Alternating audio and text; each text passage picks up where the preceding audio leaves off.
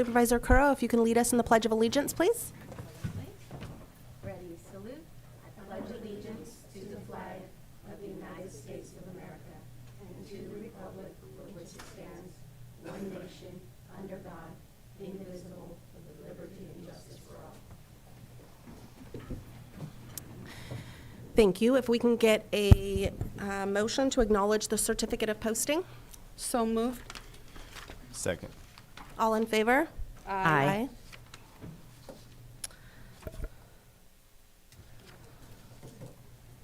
Okay, presentations and recognitions. If I can get a motion to approve a proclamation recognizing the month of April 2023 as National Child Abuse Awareness Month. So moved as recommended. I'll second that. All in favor? Aye. 5-0. If we can have Josh please come up, please.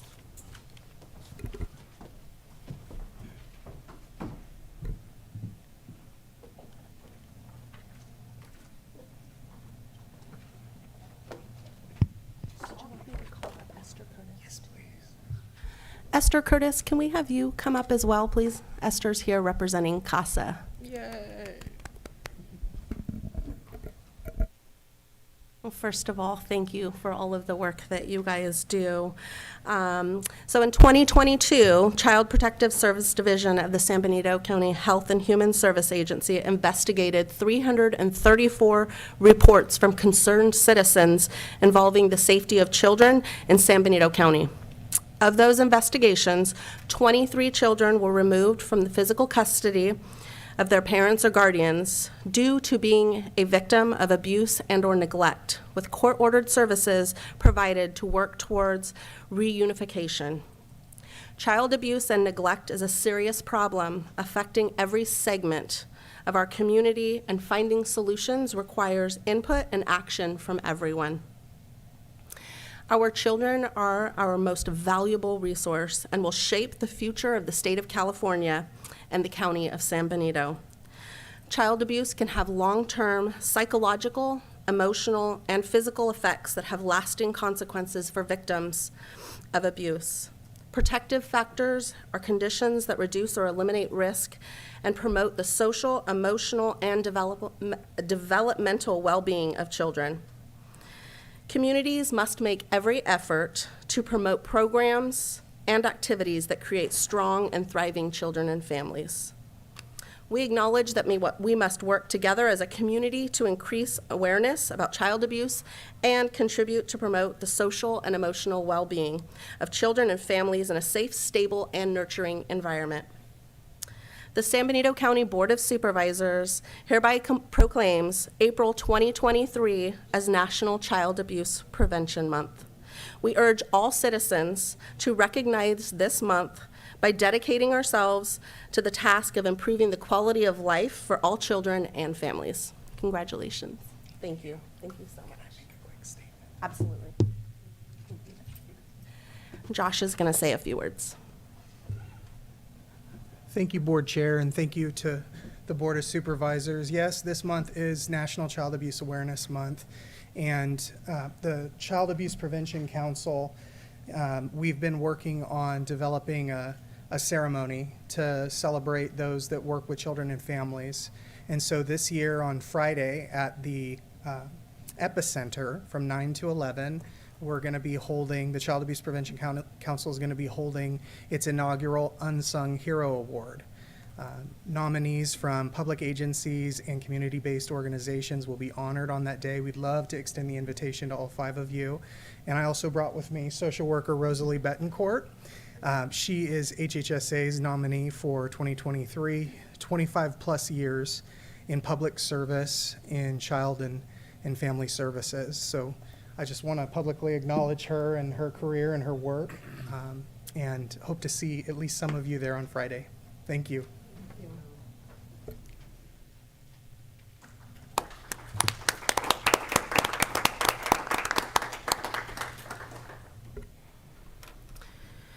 Okay, now if we can get a motion to for a certificate of recognition to San Benito County Sheriff's Commander Tomas Corral for graduating from the FBI National Academy.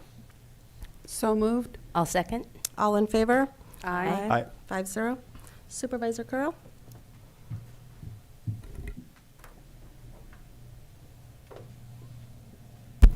Mr. Sheriff and Commander, can you please come up? I should have worn higher heels today. You guys are all gonna see how short I really am. Okay, first of all, this is a huge recognition that I'm excited to present. Commander Tomas Corral has graduated from the 285th FBI National Academy, and this is a first for San Benito. Third for San Benito County. Wanted to make sure I had that right. The other two, do you have names? It was Sheriff Curtis Hill and Under Sheriff Pat Tutorici. Okay, so it's been a Been a while. while. So it's been a while, not for me too. But anyhow, this is a wonderful honor for you and for our community, and we're really grateful that you have graduated from this academy, and thanks so much. Thank you very much. Enjoy.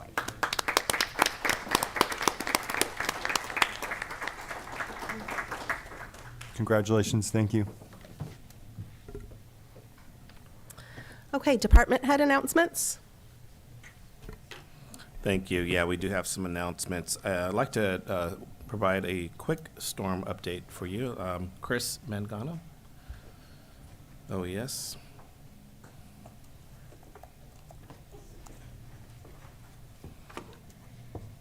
Good morning. I will start out with a little forecast that we have this week. It's supposed to get cooler later this week. We've had beautiful sunshine, we still will. However, we will have a touch of frost in the early mornings later this week. We have no significant radar on the horizon, so that is encouraging.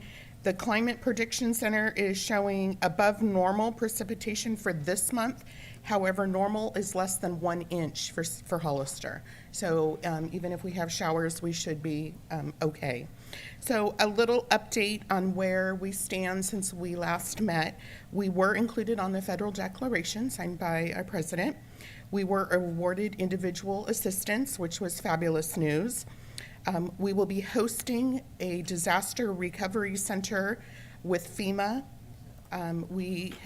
We will be inviting DMV, the Department of Insurance, California Department of Tax and Fee Administration, the Contractor State License Board, who will provide listings of licensed and reputable contractors, the EDD, the USDA, who will have information on their new grant and loan program that I shared information on last week, the California Department of Social Services, and we will also be inviting local resources through the county, so the assessor, behavioral health, health and human services,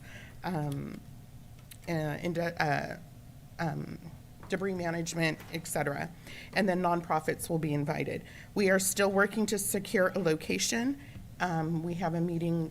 Actually, FEMA does a lot of that for us.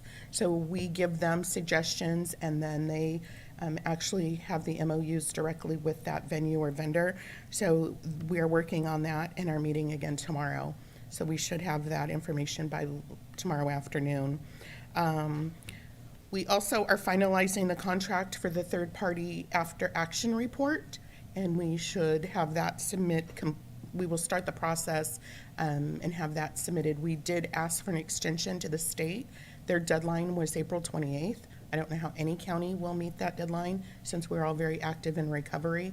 We did request an extension and we were granted, so hopefully we won't have to go back for a second extension to use the third-party vendor to start gathering the information. So that's where we are on storm, kind of an update. I'm open for any questions if you have any. I just want to say one thing, if I may, Madam Chair. I want to thank the board and staff for their continued efforts pressing Cal OES and FEMA for IA. And obviously, it was not good news because it impacted a lot of folks in San Juan and other areas, but at least they do have that available to them. So I think it's a really great thing, as well as the loan program. So it's pretty significant for individuals that were impacted. So thank you for all the hard work. Appreciate it. Any questions from supervisors? No? Chris, team, OES, all of staff that really went above and beyond in making this happen. I mean, I saw some of those last minute ditch efforts and it really paid off. And so thank you. I think it's going to be an incredible benefit for our families Definitely. that were affected by this. And the these Resource storms. Center, just to kind of, a little more on that real quick, that will be open for several weeks. So we will have a main push for probably 4 or 5 days with all of the representatives there. And then they will remain open with FEMA representatives that will actually assist people in completing the packets. So it's a heavy lift. There's a lot required when applying for aid and grants, but they will remain open to provide that individual assistance. That's wonderful to hear. And I think that they're going to provide assistance with it. I think is really, some of those forms can be cumbersome to fill out. And Yes. so thank you. And everything will be bilingual as well, right? Absolutely. Awesome. And we will have sign language interpreters too. Thank you. Thank Thank you you. so much. Wonderful news. Any other department head announcements? Yes, thank you, Chris. I'd like to invite up Steve Loop out of Public Works. He has some additional good news. Yeah, absolutely.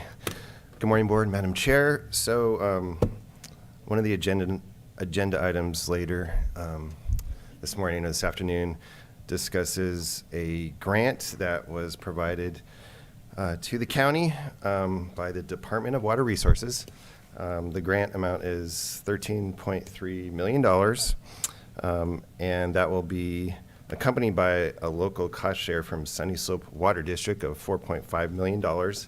And the grant is essentially to put a brand new piping system from Ridgemark down Fairview, adjacent to Gavilan College, over to Venture Estates, the Best Road water system, over to Stonegate, and then over to Tres Pinos itself. So big kudos to Department of Water Resources. Thank you very much. Sunny Slope Water District for their match of $4.5 million, and our consultants, the Wallace Group. So that's going to be a huge improvement to the water supply and the water quality for folks in that area. And that's the announcement. So Thanks, Steve.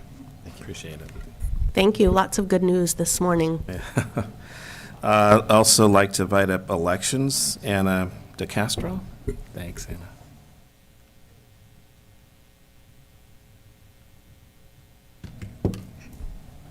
Good morning, Madam Chair, Board of Supervisors, and members of the public. My name is Ana de Castro, and I'm the Chief Deputy Clerk Recorder, and I am here on behalf of our elected official, Francisco Diaz. I'm here to share some exciting news. Our website, sbcvote.us, did a soft launch when we transitioned to a new accessible website. And so now we are starting and finishing up our transition to a .gov website this Thursday. So we wanted to make sure that you knew that we are changing our website, and the new website is going to be www.sanbenitocounty-ca-cre.gov. And we just wanted to invite you to see our new website, and it will be fully under the .gov by Thursday afternoon. So we hope that you can join us in viewing it, and we are excited to come back at a later meeting to present the whole website to you all. Thank you. Thank you, Anna. And one last item I have for your board is a reminder. Next Tuesday, we have a special meeting at 9 a.m. Here in the chambers, and it's for budget. It's a special meeting. And that's it. Thank you. Okay, board announcements, future agenda items, and committee updates. Supervisor Zenger? Yeah, thank you. So first of all, happy belated Easter to everyone. I hope everyone had a good Easter, a nice weekend. The storm update, just really good news. Great to hear about that. Things are looking great, and I saw the new website. I met with Francisco and saw it. It's awesome. It's killer. Other than that, I just had a future agenda item I wanted to propose. I wanted to see if we could discuss campaign sign regulation and finance reform. I'm just kind of tagging those two together because they seem similar, but Just go over some of the rules with campaign signs and some of the repercussions for breaking the rules, and maybe talk about some restrictions in certain areas we can put there, and then additionally just talk about campaign finance reform and some issues there. I'll second that. Great. That's all I got. Supervisor Curl? I'm going to pre-apologize because I kind of have a lengthy thing today, so I'm going to go as quickly as I can. For future agenda items, we do already have, I just want to confirm, from Planning and Building, the Acela program, doing a presentation. Can we piggyback with that, highlighting the instructional videos that RMA has on their website regarding how to register for Acela, which is part of that, but creating and entering your building permit applications using the program, and then the plan check video, because I think those I watched them. Not to say I was bored this weekend, I wasn't, but I watched them and I was just educating myself on the process because I've been getting some questions from constituents. So that's the only thing I have on new items. I'm sure the other thing is the at-home resolution to support the new proposed legislation. I think I forwarded that to everyone via the clerk of the board. So if we could bring that back to the board, and we will be at CSAC this week, so we'll get more information.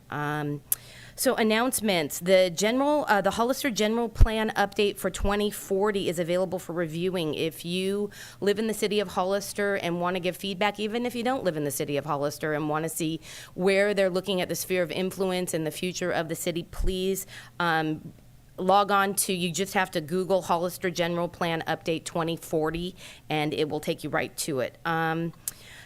The American Hospital Association declares May 7th to May 13th of 2023 the National Hospital Week. In light of what we're going through with our current hospital situation, I think we all need to support our medical care workers and just give them a big thank you for staying with our community and not basically running away from us right now.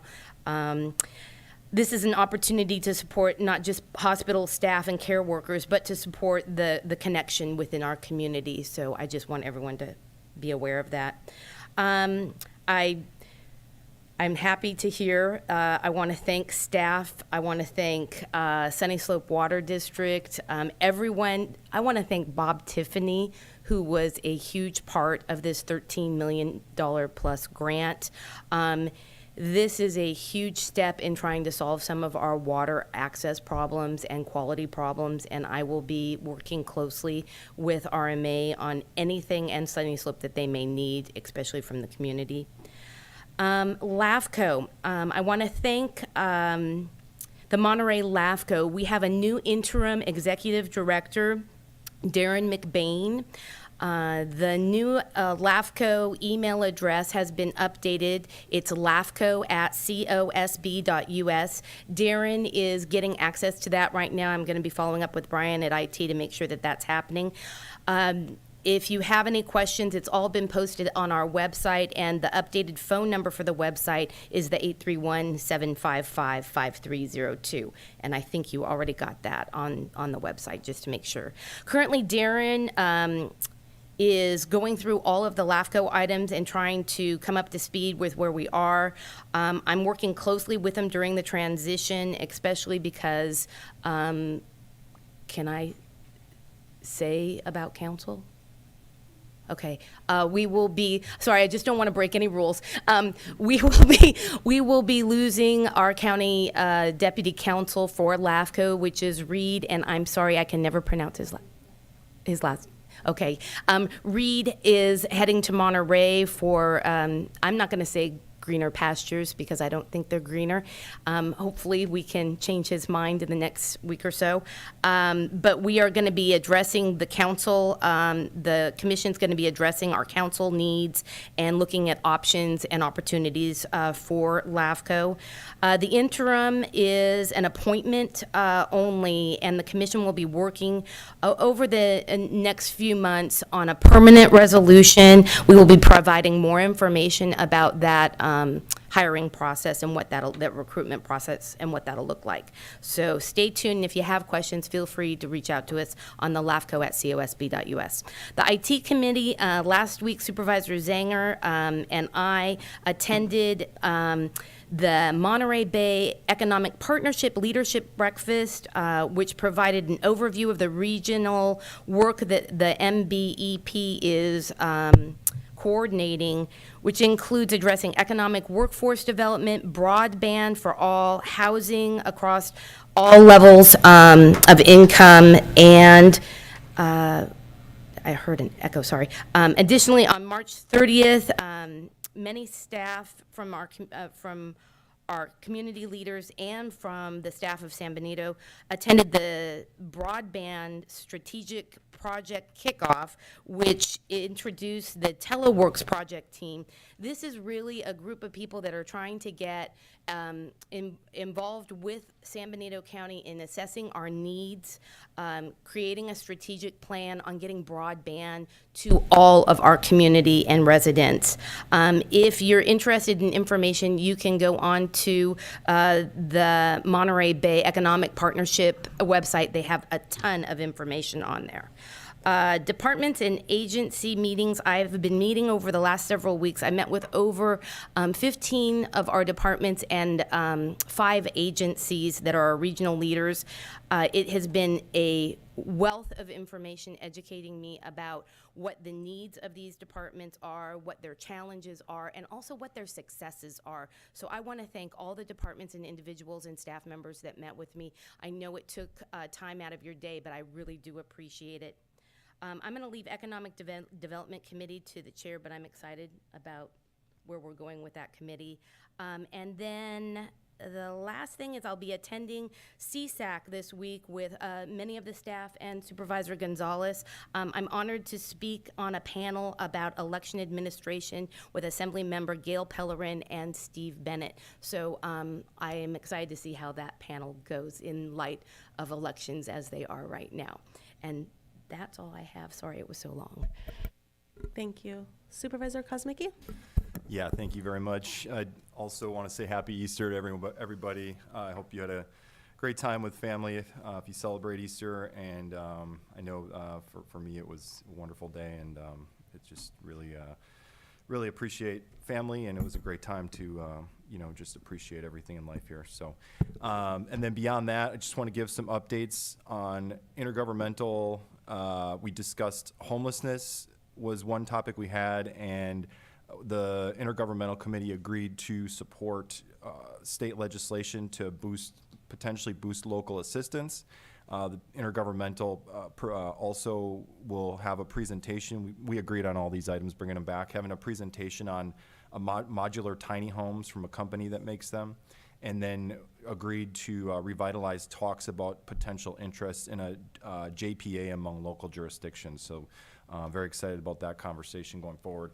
And then additionally, for future items, council member, not future items for the board, but future items for intergovernmental, council member Resendez requested a future item to recognize LGBT Pride Month, and I seconded that. So that'll be coming back for consideration, and I just want to say I'm proud of Roland for having the courage to bring that forward. So, and we'll be discussing that in May. And then as far as the hospital goes, this has been a topic of interest in the community, obviously, and there's a lot of question marks because of the process that's been going on behind the scenes with mediation and whatnot. I just want to reiterate, Supervisor Currow and I have been part of the team, the county team that's been kind of working behind the scenes and meeting when we can. Also, part of intergovernmental really was through intergovernmental. The intergovernmental part is still on pause.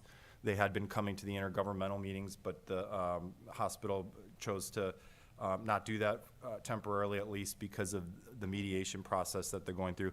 But I just want to reiterate for the public that the county is in the process of continuing to pursue a variety of public records from the healthcare district, and we're very, very serious about this. And we're also in the process of finalizing yet another records request among several. And additionally, I just want to mention that we're continuing to meet with various stakeholders on finding solutions to save the hospital. And the bottom line here really is, you know, I believe, and some others believe, that the healthcare district, frankly, could be a lot more transparent while still complying with NDAs that they've signed, and we will continue to push for more clarity than is being provided on the district's financials. Thank you. Thank you. Supervisor Gonzalez? Mine's going to be brief in that a lot was covered already from the other supervisors. But just a reminder, tomorrow is here at 9 o'clock is going to be the first public meeting for the 150th year celebration. We have been meeting internally with staff, Supervisor Zanger and I, with PIO Monica Leon. But tomorrow will be the first day that we've invited members of the community. So about 20 members from the community will be involved and be invited here. I'm extend my apologies. I sent out an email inviting everybody to the table, and then I realized it conflicted with my CSAC conference tomorrow. So I won't be here tomorrow, but I look forward to all of you who are going to be participating in your contributions, but I will be at the next meeting. And so that's pretty much it. I don't have anything else to add. Thank you. Thank you. I have just a couple of announcements really quick. So Economic Development Committee, we had a wonderful meeting, brought a lot of stakeholders together. We had representatives from the Business Council, from the Chamber, from San Juan Bautista Business Association, the City of Hollister, Hollister Downtown Association, the Economic Development Corporation. And I think it was a wonderful meeting. We sat around this table in the front, and we really are starting to develop kind of a plan for how do we move forward and bring economic development opportunities to our community, and looking at everything from business retention, attracting new businesses, tourism. And so we actually are looking at moving the meetings to the epicenter for a larger table, because there's so many people that are joining and interested. So really exciting. I think you should see some great things coming out of that committee and being brought to the Board of Supervisors. The other thing is the Vets Park Commission held their first meeting this year, and they are planning to have a stakeholder meeting in April that will be deciding the repaving, restriping, and adding lighting in the parking lot out there. And so important to have all the stakeholder input and make sure that we're not interrupting any of the times of the sports teams that are out there. We also are having one of the commissioners is going to resign after 20 plus years on the committee. I believe it's Paul St. John. And so a huge special thank you to him for serving on that committee for all these years. I think we're going to do a recognition of him at our next board meeting. So other than that, I think that is it. Okay, so let's move into public comment. There's an opportunity to address the board on items of interest not appearing on the agenda. Via Zoom, please press *9 or the raise your hand icon. In chambers, please provide a speaker card. In chambers, we have Rob Bernowski.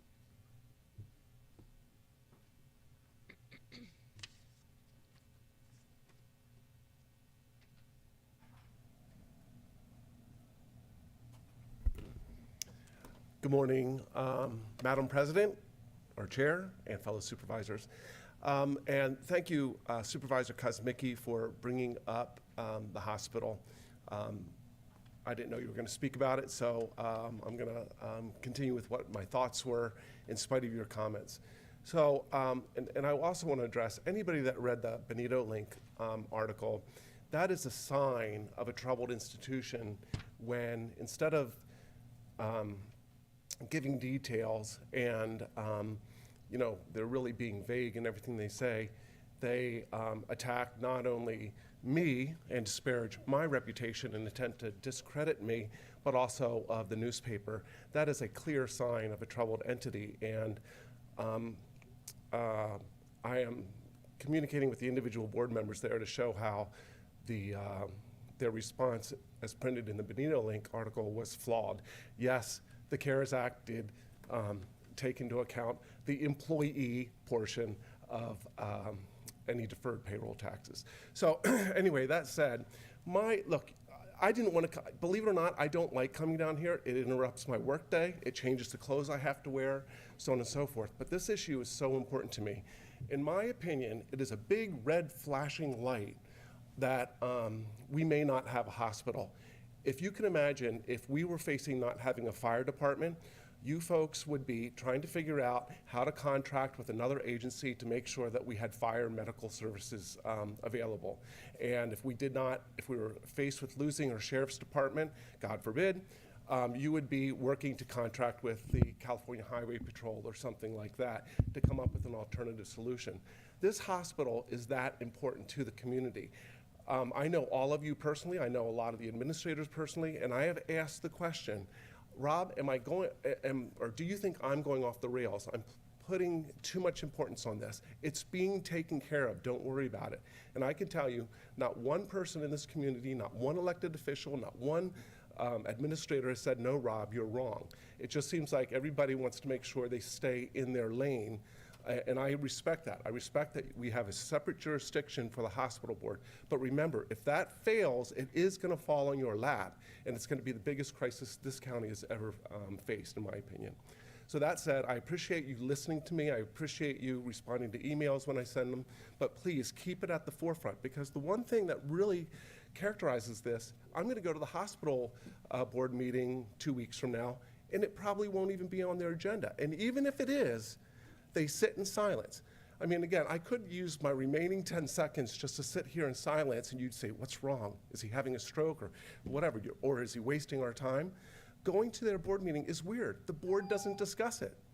You guys need to discuss it. Thank you very much. Belén Martínez.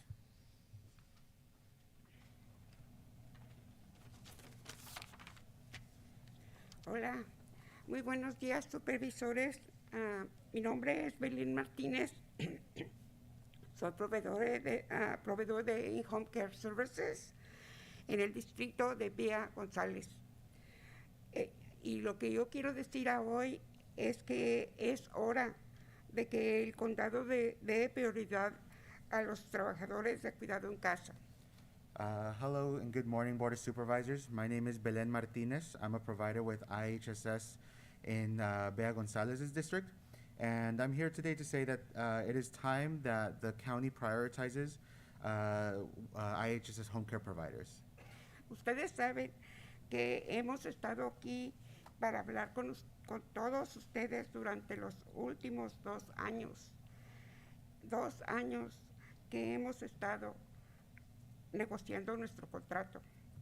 Y simplemente estamos tratando de obtener algo que debería de ser un derecho para todos, el derecho de el cuidado de la salud. You all know that we have been coming here to talk to you all for the last 2 years. 2 years that we have been trying to negotiate, and we're simply asking to get something that should be a right for everyone, the right to health care.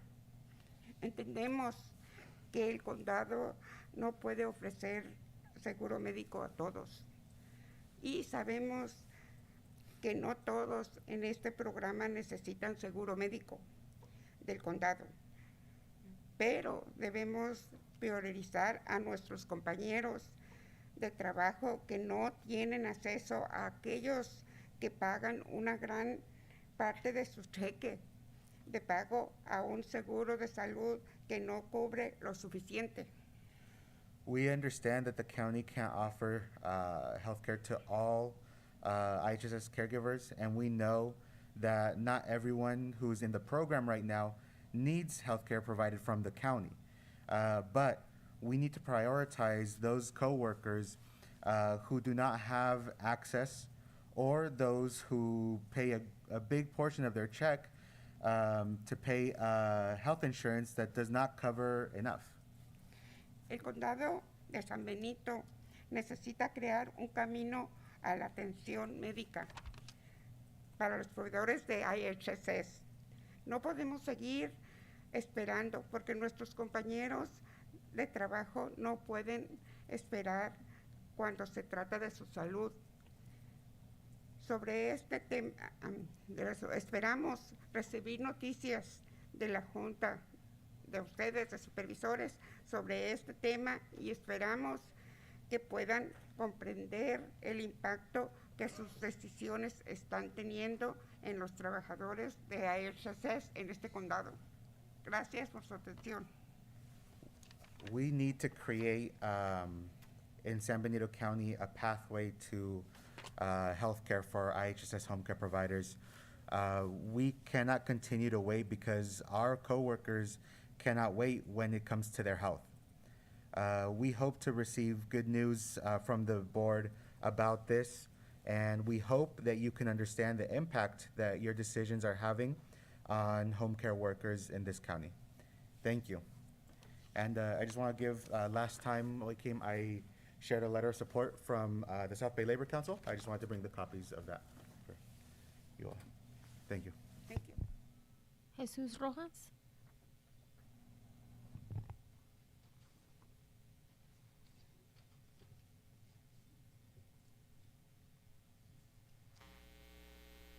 Buenos días, es mi primera vez aquí con ustedes, estoy enfrente. Mi nombre es Jesús Rojas, yo trabajo por SISAC también, hago un trabajo.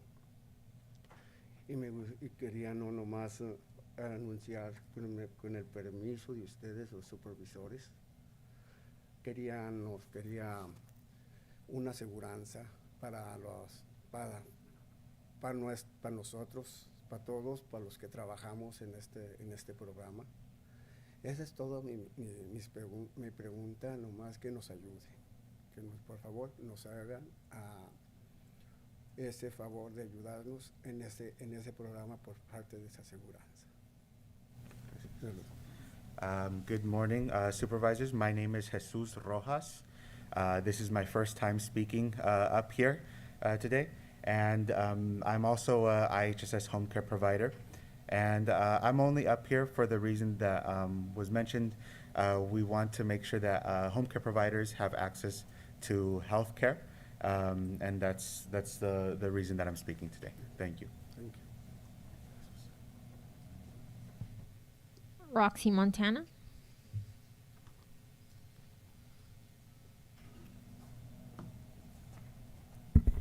Good morning, supervisors, staff.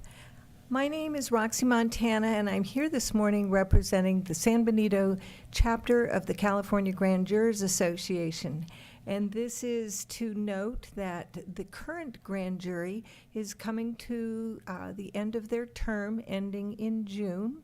And the Superior Court is working with the Grand Jurors chapter, San Benito chapter, to recruit membership for the upcoming terms beginning in July.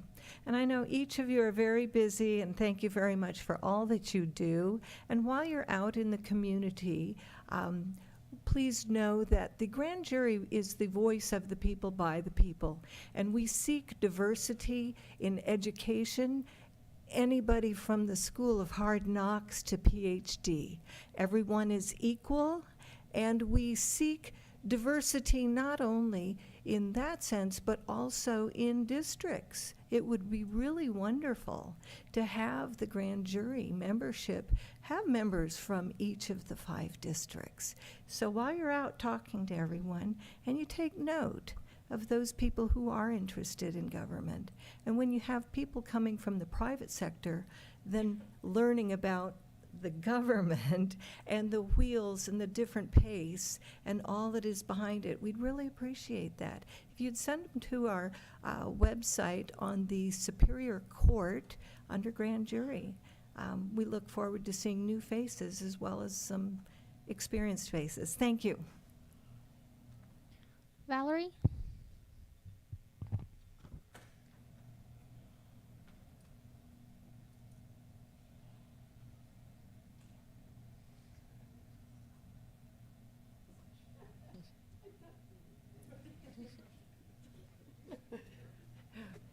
You know, it's hard to change an old path, right? You know, it's like, it's gone. Good morning, Board. First, a shout out for the cattle women, San Benito County cattle women. On the 20th of May, at Payne's Restaurant. It'll be all over media, that we'll have a Heritage Night. It's normally annual, but it's missed through COVID, and it emphasizes the ranching culture of San Benito County. So mark your calendars, 20th of May at Payne's dinner. Okay. Second is that I noted in an earlier presentation about MBEP, that broadband partnership is being really worked on. And I was wondering if the Rotary Aromas group, have they capitalized on that, or is that money duplication? Second, when I took it to the board, my board, about the ARPA funds, somebody opened up their phone and they said, well, look, the uses, specific uses from the ARPA funds are for sewer, water, and broadband, amongst others. And sewer and water are the things we need at the historic park. The other thing to note is that our parks are gathering places during catastrophes, and we also host our tourists in those parks. And to go without potable water and bathrooms, good sewage is an imperative. The other thing is looking at the priorities between roads and parks, is that our youth, our families, that youth is a fleeting thing. Roads will always be there. There's always going to be a pothole. There's always going to be another storm. There's always going to be a difficulty that we need to repair our roads. However, your children have one youth time in their lives. Our families, our young families, have only a short opportunity to take their kids out into parks, into natural settings that help them with their creativity, their humanity, keeping them away from gangs, to give them a greater sense of being in the world, is super important. Thank you so much. Elio?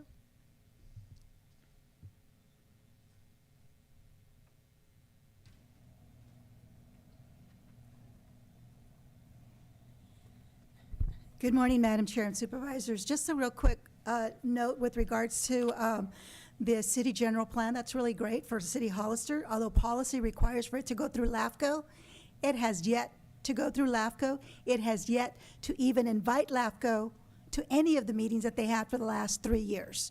That was a controlled committee, and LAFCO is a big part of it, and they failed to do that. And speaking of LAFCO, LAFCO is the only agency that the Hazel Hawkins Hospital must report to, and they have not done a review since 2014. We are now in 6 months of LAFCO not meeting, and you don't need a CEO or whatever executive officer to lead the LAFCO meeting. LAFCO, in my opinion, should be requesting some questions and a review from Hazel Hawkins Hospital. Hazel Hawkins Hospital also, let's not forget that the city is the majority of the population, and people keep looking to the county for help. The city should also be helping because they are the largest population that uses the hospital. I was really taken aback, and I thought it was very shameful that Supervisor Kosmicki asked for a resolution for gay pride, the raising the flag, or a resolution for the entire month, and not one single other supervisor second that to get it on agenda. What does that mean?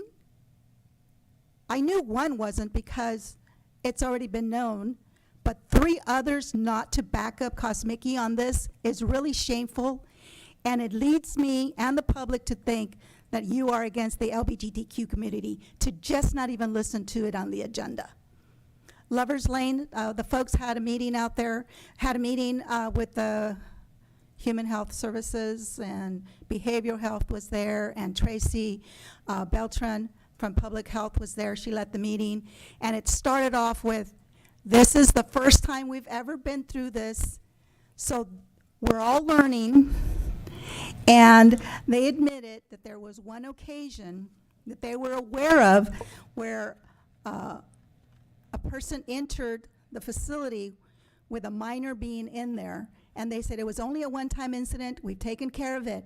But while I was in that meeting, and they were not happy that I was in that meeting, 2 other people came forward. And they kept saying, they didn't even give any instructions to say, look, you signed a document, you guys said it was okay for us, for the people to come in. It is okay for the people to come in, but you cannot enter a household without an adult, a person over the age of 18 to be there. And these people just walked in. This incidents, 3 of them cannot be swept under the rug. Something must be done about it, and I think you guys need to ask for Ms. Beltran to come back here and give you a report. Thank you.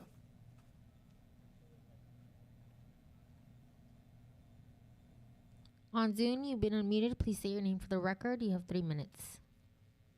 Good morning, Madam Chair, Board of Supervisors. My name is Roland Resendez, a city councilman with the city of Hollister.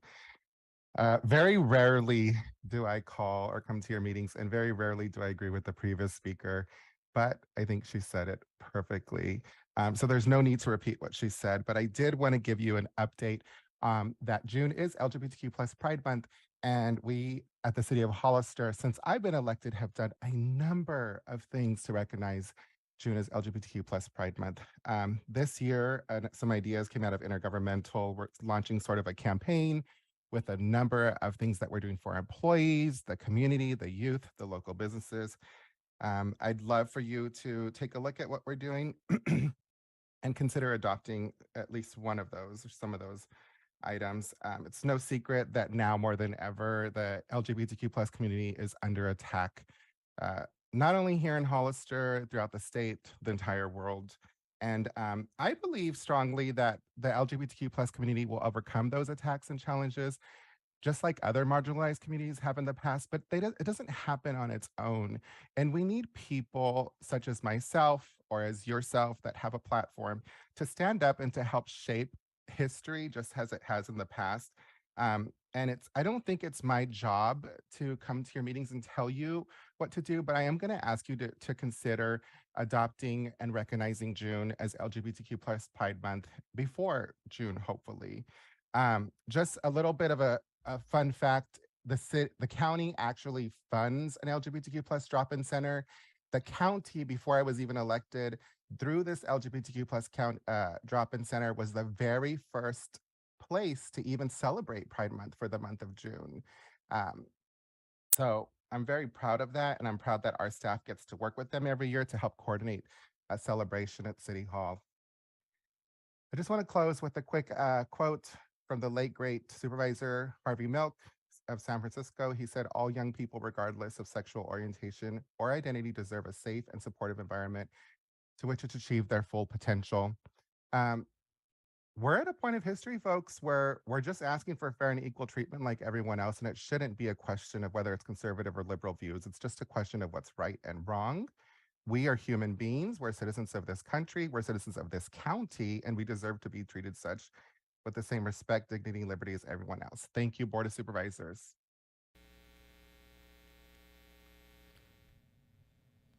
No further comments. Thank you. Moving on to the consent agenda. Do we have any public comments specific to the consent agenda?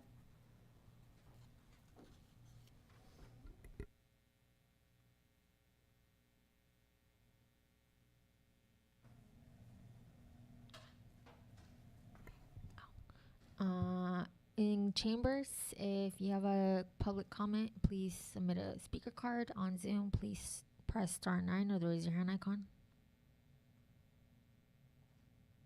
No comments. Thank you. Bring it to the board. Supervisor Zenger, do you have any items that you'd like? No. Supervisor Curl? No. Supervisor Kozmicki? No, thank you. Supervisor Gonzalez? Just 1.9, but only because there's been so much talk about it. I would love for the public to hear about the grant. And so it's not to object it, but it's just to kind of share all the details. Okay. And I don't have any to pull, so we will hear item 1.9 at the end of the meeting. So does somebody want to make a motion to approve all of the others? Move to approve consent agenda with the exception of 1.9. I'll second that. All in favor? Aye. Aye. Aye. 5-0, thank you. Now, did you just approve 1.9 as well? Provide, not until we hear. Okay, I I want just the wanted- public to hear it. Okay. It's just such a great thing Okay. that has happened. I just wanted to Yeah. just clarify if we were approving 1.9 or if we're It going to will approve that later. after. Okay. Yes. All right, moving on to the regular agenda.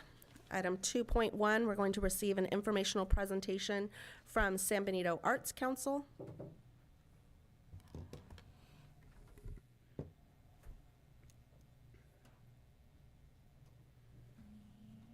Great, thank you. And just forward and back button? Yeah. Okay. Good morning. I'm Jennifer Lane, Executive Director of the San Benito County Arts Council, and I'm also a board member with Californians for the Arts and California Arts Advocates, our statewide arts advocacy organizations. And I'm here to announce April as Arts, Culture, and Creativity Month throughout the state of California. And we use this opportunity really to come to the County Board of Supervisors and provide an update of what's happening here locally. So I want to thank Madam Chair for the opportunity and say hello to all the members of the board, both new and continuing. And we'll get started here. So a little bit about the San Benito County Arts Council. Our mission is to activate and engage people, communities, and spaces through arts, culture, and creativity in San Benito County. So we do this by increasing access to the arts for all residents, uplifting artists and arts organizations, and creating vibrant, healthy, and equitable communities. Whoops. Let me get rid of that. Sorry. We are we are part of the state local partner network with the California Arts Council, which is a network of county arts agencies which are designated by the County Board of Supervisors to serve in this role.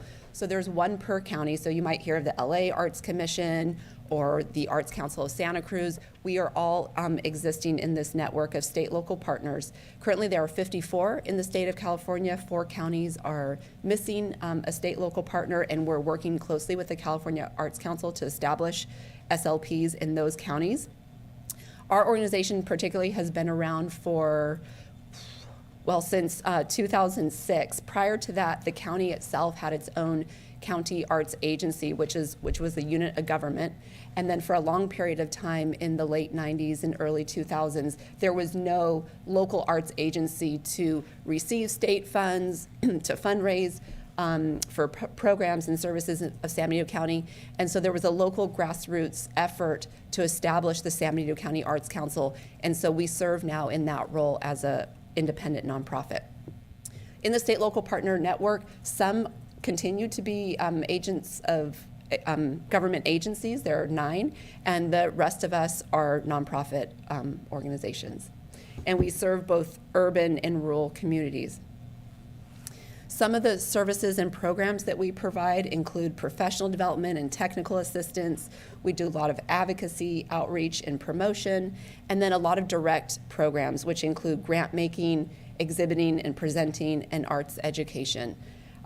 We leverage state, local, and regional funding to provide these programs and services. So on average, more than 90% of all of our programs and services are offered at no charge to local residents and students. And you'll find too that in some of the more urban communities, the state local partner is primarily a grant-making organization. And because of the size of the smaller communities, a lot of the state local partners are that direct service provider. So we are the ones putting on the art classes, putting on the exhibits, and so forth. And here, our organization, we do a little bit of both. So I'll use a bit of my time here for some program highlights of what we're up to. So The San Benito County Arts Council is the largest arts education provider in our county. So currently we're serving over 5,000 students per week through over 180 art classes per week. So we partner closely with the Hollister School District, Aroma San Juan, Spring Grove, the County Office of Ed to provide in-class, in-school visual and performing art classes. So here's a couple images from our weekly program with the Hollister School District. I also have a couple images here from our school mural program. So we've done these beautiful school murals at over 10 sites in the Hollister School District. Currently one is underway in Aromas. We also have an image here of a 3rd grade ukulele program that we do. We provide all the instruments and the instructors to come into the classes. So all of the 3rd grade students in the Hollister School District are getting these weekly ukulele programs. We have dance programs. We provide cultural assemblies. It goes on and on. This is it is our largest program. It's something we've built up. I remember years ago, we had a small $5,000 contract with the Hollister School District, and now it's just really grown and flourished. On top of that, we apply to a lot of competitive state and regional grants to bring that funding into the county. So we have a number of arts education focused grants from the California Arts Council, which is our state arts agency, to fund in-school art programs, cultural assemblies, field trips, and all these great things that kids otherwise would not have the access to. Our whole intent of doing this is to create student equity in learning, because we know that there are many families that cannot pay for their child to attend these classes after school or travel to San Jose or outside the area. And so we really make it a priority to do this in class so that everyone gets to participate. We also partner with the county on our Dreams project, which is a year-round arts education program at our county juvenile hall. And we also provide weekly art classes at our continuation sites as well, so San Andreas. So on the left here is an image of a performing arts group that included some classical musicians and a freestyle rapper, and we brought them into the county juvenile hall. The other image is a skate deck drawing project that we did at San Andreas School. So these are programs that are happening weekly, year-round, and at the end of the year, very soon, we will have an exhibition of the student work that has been created over this last year. Again, we partner with the county on the program in juvenile hall, and then we also leverage that funding through another grant from the California Arts Council. So we're doing this, we're providing these services both through state funding and some county funding. And I should back up and say too that one of our big priorities is that artists are paid for their work. This is skilled work. So we do not have volunteers going into the classroom, but these are skilled, very often credentialed teaching artists. So a couple new things from this year that will continue into next year is the governor approved $60 million for this California Creative Corps program that is being administered through the California Arts Council, and we were part of a regional collaboration to bring $5 million, or up close to $5 million, to the Central Coast region for the California Creative Corps. So this is kind of an outcrop from COVID, the idea of addressing some broader community issues, and in doing so, putting artists to work. So this grant program is open right now. The county and different departments are eligible to apply, and I strongly encourage you to do so, and I'm happy to help as well. There are 4 priority areas, which include civic engagement, social justice, public health, and climate impact. And local nonprofits, tribal governments, and local government can apply to have an artist work with you over the course of a year to develop an outreach campaign to address one of these issues. It's kind of like abstract. It's a little bit difficult to sort of wrap your mind around it. It's a $140,000 grant. I will share with you that we have our next webinar coming up on Thursday, I believe, for more information. But just like a quick idea, say for example, the county elections department is having a hard time getting voter registration and voter participation in specific marginalized communities on the west side of Hollister. This grant could help you figure out, how do we do this? Do we do this through really localize interventions through, print media, these kinds of things. So you don't have to have a project in mind at the start. You have to have a challenge, and we all have these challenges, right? So again, I'm happy to help. Please reach out to me, and I'll share with you the webinar that we have coming up on Thursday. Another one that we're collaborating regionally on, this is a $1 million grant program for Central California. We're administering this in a 5-county region, which includes Santa Clara, San Mateo, Santa Cruz, and Monterey, is this Individual Artist Fellowship Program, which is basically artists award money for artists at different stages of their career. So we are reaching out to local artists to apply to this, to bring some funding to this county and for themselves to create more artwork.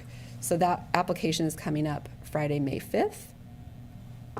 And then we're in year 2 of a grant we got from the National Endowment for the Arts, which is the federal arts agency, to re-grant locally. This was ARPA funds, and we granted out $75,000 in 22, and we'll be doing a similar amount in 2023. And the idea really is to give general operations fund to local artists and arts organizations to come back out of the pandemic. So some of our grantees from last year include the San Benito Stage Company, Aromas Hills Artisans, El Teatro Campesino. There were a few more, but I'll have to look back in my notes. But we have a long list of grantees, and we were able to leverage some of that funding with private foundation funding from the Packard Foundation. Does that mean I'm at 10 minutes? Okay, I'll wrap this up really quickly. Very exciting. We're working closely with Caltrans on the Clean California program. There's 2 projects, one in San Juan Bautista. And here are some design sketches from the mural, and there's going to be a sculptural element that's going to be included in the underpass design. So this will be installed in August, and we'll definitely invite you to come have a look while the artists are painting, just to see the work in progress, and then also for the final unveiling this fall. The second project is along Highway 25, which will include a whole landscaping, irrigation from Santa Ana to Sunny Slope Road along Highway 25. And then we're working with Caltrans and an artist to install this sculpture, which is inspired by indigenous basket weaving and will be illuminated at night. There we go. So again, this will be installed probably a bit earlier, maybe June-ish, July-ish, and we'll invite you to the opening for that as well. We'll also do a whole round of utility boxes, or 5 new utility box murals on Highway 25. And finally, this is an image. We're taking a delegation up to Sacramento next week. We'll be doing all of this with our state representatives, Senator Caballero and Assemblymember Rivas, and we'll be talking about the importance and the impact of state arts funding here locally. So that's all. I just want to thank you for your time and thank you for your support, and happy to connect with you anytime. Thank you. Thank you for the presentation. I think before we open it up to public comment, I'd like to, is it appropriate for us to adopt the resolution right now? Okay. The resolution, I guess.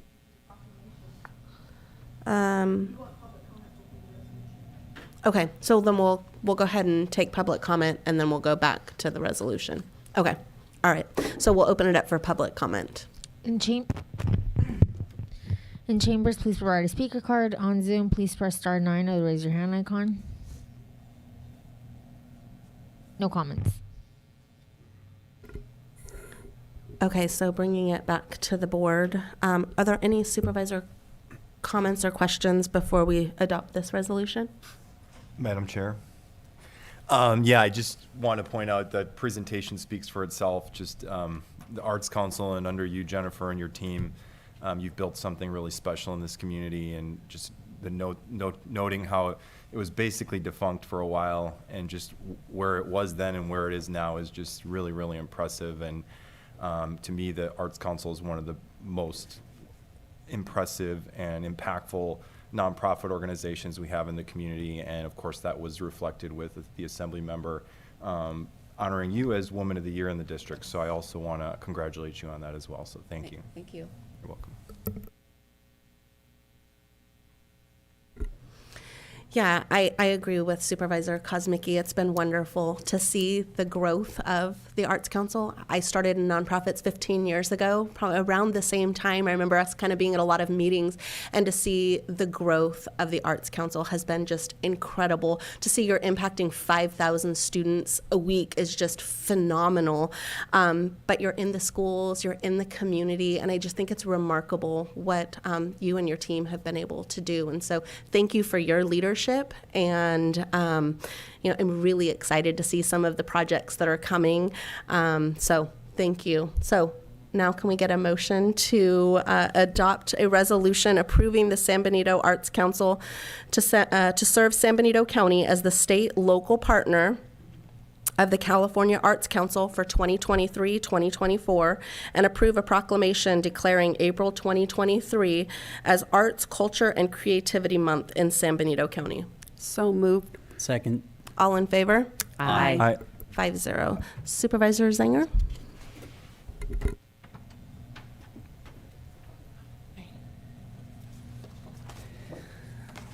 All right, so I'm going to read this proclamation here, but first I just want to say that I'm very happy to be doing this. I understand the importance of art in the community, and it's not always a directly quantifiable impact, but what it does is it inspires a sense of pride in the community, creates a sense of place, can be incredibly productive for our youth. So just really grateful for the San Benito Arts Council, and it really does provide an invaluable, tangible benefit for us.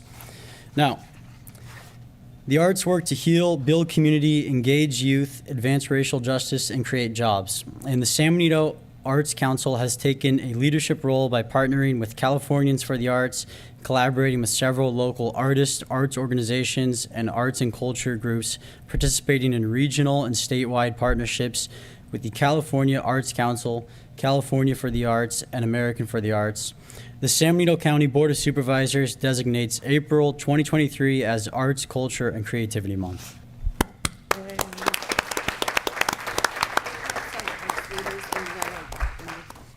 Call them up. Okay. We have some really dedicated arts leaders from our staff board and also members of the community, so I'd like to invite you up for a photo. Rosalinda, Louise, and Jane. Great. And can we get a photo with the board? Sure. Okay, Yep. great. So I think we can stand right.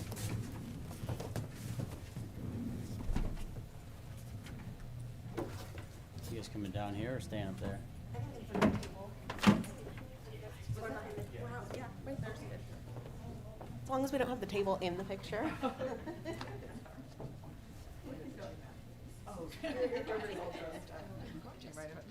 I'm short, I'll take it. Okay, we'll squeeze in.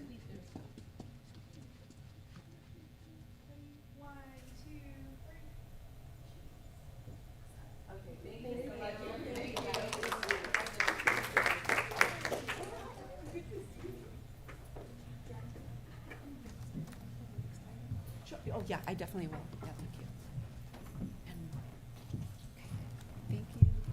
Do I take this here or do you take that? Okay, thank you.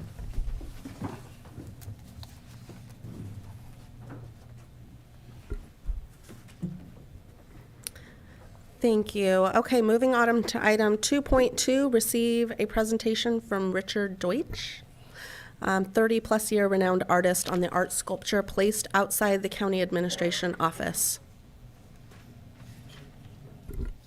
Good morning, Madam Chair. We have invited Richard to kind of present on the art sculptures outside. Richard, if you can go ahead and present yourself. Okay, I think my video is on of me, but it looks like we just need the the PowerPoint. Hello, everybody.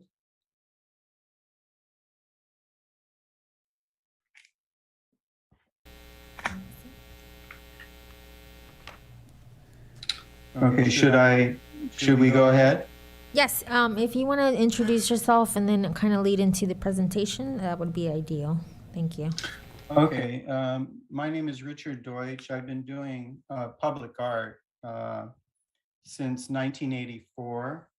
And also, before I begin, I just want to say that Jennifer is doing like a spectacular job, and I can see that in your community, there is a lot of support for the arts and arts education, which will really save our world, I think. And so I applaud Jennifer and all of you for supporting it. All right, so getting on to my my presentation. I've been doing public art for 30-something years, and I've done work in various parts of the country. I was able to do this project in San Benito County earlier in my career.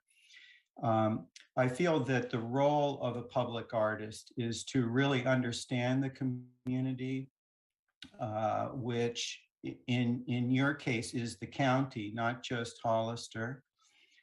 So as taking on this job to do this project, what I try to do is distill what makes your county and your place unique. I look into the histories, I look into the culture, I look into all of the qualities that San Benito County has, and then I begin to create a focus that then inspires a timeless concept or theme that is relevant both now and then will last through the future. So the outcome becomes what I call a celebration of place. So for the project of San Benito County, I found one aspect of San Benito County that was completely unique, and that was the magnificent Pinnacles National Monument that became later Pinnacles National Park. The Pinnacles provided a treasure trove of inspiration for this project. So I did look, I looked from south to north and really tried to understand what distinguished your county from all other counties. So this gives a little bit of the history, but the Pinnacles actually put San Benito County on the national map, I think, for the first time. It was originally established as a national monument in 1908 by President Theodore Roosevelt. And then it then in May 7th, 1923, the monument was enlarged by a proclamation of President Warren Harding, and then another proclamation by Calvin Coolidge enlarged the monument in 1924. So this is this has been something that people come from all over the country to hike and camp, and it's also a natural phenomenon. So this is what, these next few pictures, you can just go through them, are some of the rock formations that are part of the Pinnacles. And what I did was I chose the Pinnacle, some of the formations as being the center point for our project in front of your county building. So it was a unique rock formation originating 23 million years ago. So it's still actually moving. It was shaped by wind and water erosion that sculpted the range. They estimate that it's also moving northwest 2 inches a year. So the Pinnacles are a work in progress. And you can see that I don't think there's anything quite like it throughout the world. And it is in your county. So I do work with stone, and I was chosen initially by your Arts Council because of my stone proposal. So in doing so, I also was looking at wanting to use stone from your community. And I got in touch with the Granite Rock Company, who has the Aromas Quarry, which is in the what is it, the northwest corner of your county. And it's been in operation since around 1900, and has produced a lot of the gravel and road material throughout California. So it has been responsible for providing the materials for paving the streets and highways in San Benito County and most of the Western United States, which is a significant contribution.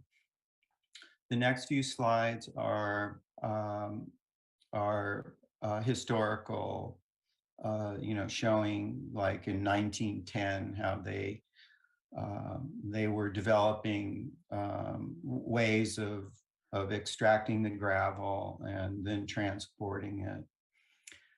So the Granite Rock Company then said that I could come to their quarry and pick out the stones that made our two pillars that went in front of your county building. And at the time, the San Benito Arts Commission visited my studio to see the progress that I was making of the sculpting. These, I think they're roughly 8 feet tall. And I also made a medallion that was more pictorial, that showed other aspects of San Benito County, from ranching to agriculture, to the mission at San Juan Bautista, and then to the hills. And so I included all of that in this public art project. So your Arts Commission, the members of your Arts Commission came to my studio to look at my progress, and these were I dug up as part of that visit. Okay, so I just also want you to know that all of my projects are different, and they're different because they're for different context and different purposes. This one is in San Francisco. It's called Time Signature. These are the shapes of crucibles, and this is called Foundry Square. This was the original site to the Union Iron Works that used to inhabit this corner. So they called it Foundry Square, and these are crucibles that I worked with the shapes. Okay, next. This is at the city center of Oakland, and I talked the Navy into giving me 2 World War II ship propellers, and I cut them up and made this wall piece out of those. And this is in Washington, D.C. It's called Legacy. It was the Department of Transportation. Now it's the home of the NEA. And this has to do with Edward Durrell Stone's original building that was on the site. Next. This is Seven Stones at the Seven Stones Winery in St. Helena. And this has more to do with the hillside and antiquity. This is Echo in Penrose Square.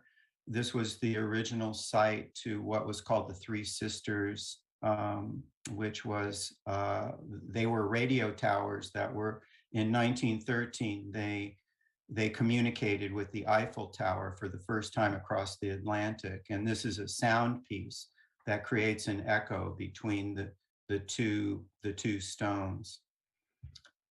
This is for the Veterans Health Services, the new Polytrauma and Blindness Center. And this is in Palo Alto, and it's meant for, it shows the 7 active duty military departments. I worked with Colin Powell. Yeah, next slide. I worked with Colin Powell. This is the flag sculpture that goes with it. I worked with Colin Powell to create a paragraph thanking the soldiers for their sacrifice. But in all of this, I just want to point out that I give my projects a lot of thought, and I do a lot of research to distill what is the essence of your community, and I try and make an essence object that actually reflects your purpose, your ethos, and I try to make it timeless. And I felt that at the time, what was calling out as being a really significant aspect of your community was the Pinnacles National Monument, and that was the inspiration behind the sculptures. And that's. Thank you, Richard. Thank you. Can we open it up to public comment? In chambers, please forward a speaker card. Via Zoom, please press *9 or the raise your hand icon.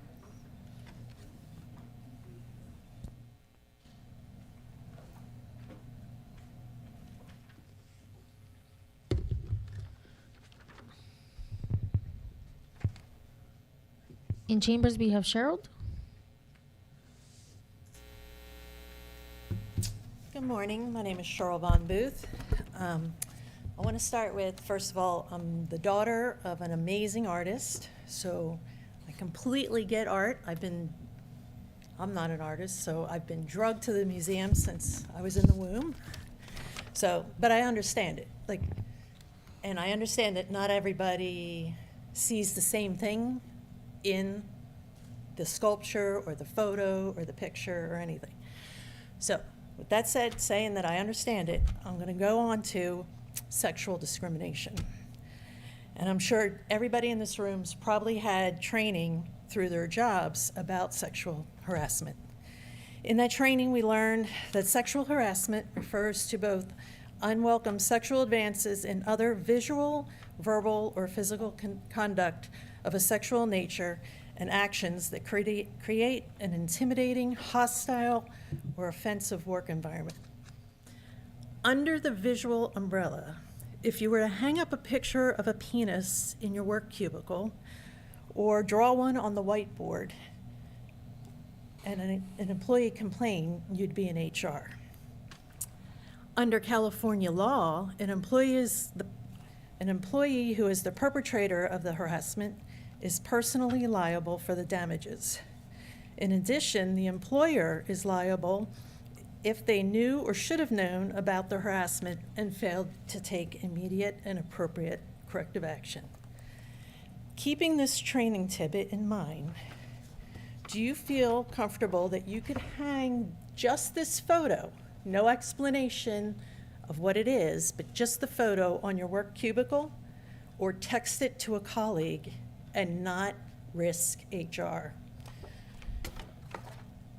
While you're thinking about that, I'm going to point out that every county employee that must enter this building must walk past the equivalent of a penis on the whiteboard. And the right to a workplace that is free from sexual harassment holds true regardless of whether you're a formal employee, an independent contractor, or another type of worker. So every person that enters this building is subjected to the penis on the whiteboard. Now, I'm not opposed to the art, I'm opposed to the message. that the artwork that's chosen to sit out there. Because sexual harassment isn't about sex, it's about dominance. And the message that that sculpture sends is a message of male dominance. And nothing says it stronger than an 8-foot stone sculpture that just happens to look like a penis. And I will not tolerate that message from my county government. You can change the message by putting up an 8-foot stone vagina, but you still might risk a lawsuit for sexual harassment because you can't draw a vagina on the whiteboard either. Valerie?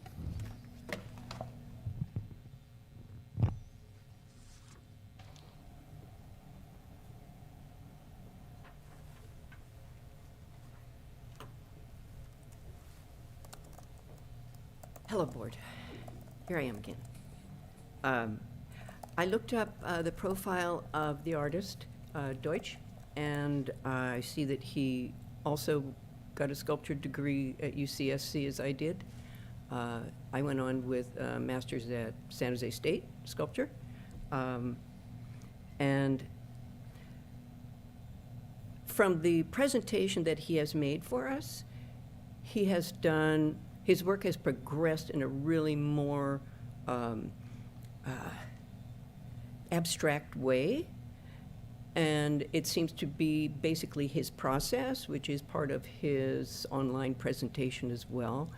And I think part of the difficulty is, you know, I've never had much affinity for the sculptures that are outside of the admin building. But I have refrained from saying anything. But I find that since the access ramp has been built, the second piece is obscured. So you don't see the front of the building with both pieces there, which kind of makes one contrast to the other. And the other one is very much similar to the scientific emblem for femininity. And the one on the left is very much like the scientific emblem for male. So that was always my interpretation. I never saw it as something that looked like the pinnacles. However, the photographs that he made that looks at the high peaks, but when you pick out particular elements to put in your work, a lot of personal psychology goes into that. And so it's possible, since he was a much younger sculptor then, that he has matured since. I don't know whether he would have chosen that same imagery today. And I feel that the board needs to be sensitive to public sentiment. I think that sentiment has been there a long time, ever since it was just put up there. And I think you'll need to use your own sensibility with your constituents and the community to think about where else they might be placed in a more appropriate way. Thank you. Gordon?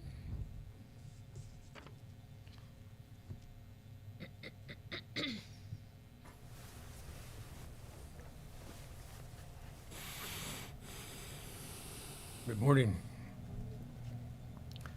This has been 20 years ago when that was established and put there.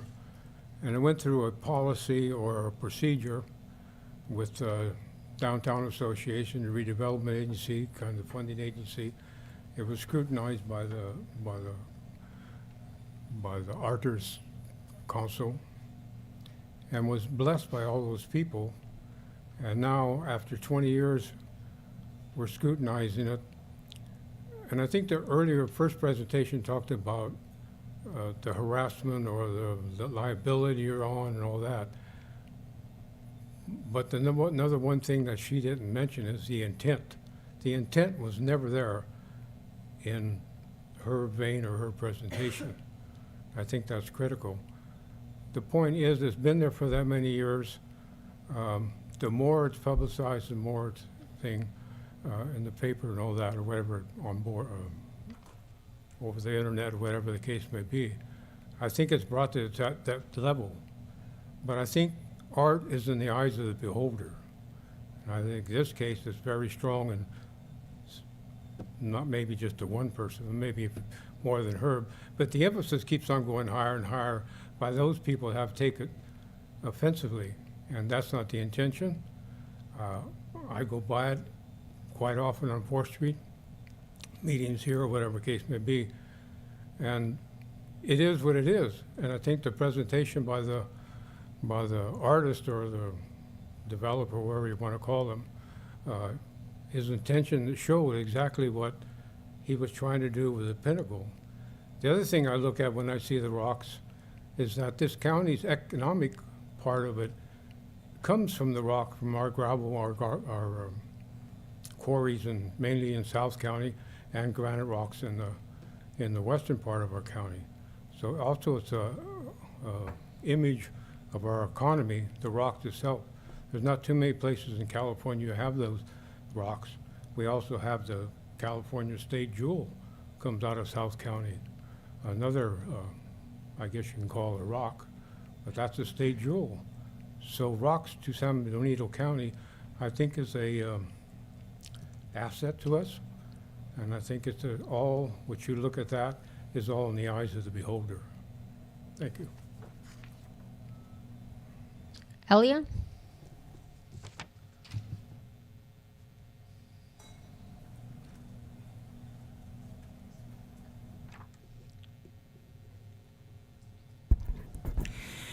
Well, my eyes tell me something different. And that's Valerie's artwork right behind you. And as Valerie very well said it, this was early on in his career. And by the way, this is just a presentation. There's no agenda item for you to make a decision today other than a presentation. I noticed that. So I'm hoping that, I've been asking this for a long time. And I was told, we're working on it, we're talking to the artist, it's made out of rebarb and the inside, so the stones are all put together with a rebarb, so you just can't take it apart, it's gonna destroy it, we're trying to find another location for it. And this was brought up by Supervisor Kosmicki some time ago. He mentioned it, he wanted to talk about it. And that's where it stayed, homework, we're doing the research. Now comes, Supervisor Zanger, great, gets it on the agenda for a presentation, but he likes it, he thinks it's cool. There's two symbols out there. I hike pinnacles. I've never seen anything similar to that. Now, he showed pictures earlier what the pinnacles looks like. Those were specifically sought out pictures to make it justify this. And you can call it art, and it was art at the beginning, as Valerie said, but his style has changed. Thank you, Gordon, for being part of the committee, but I'd like to see if there were women on that committee at that time.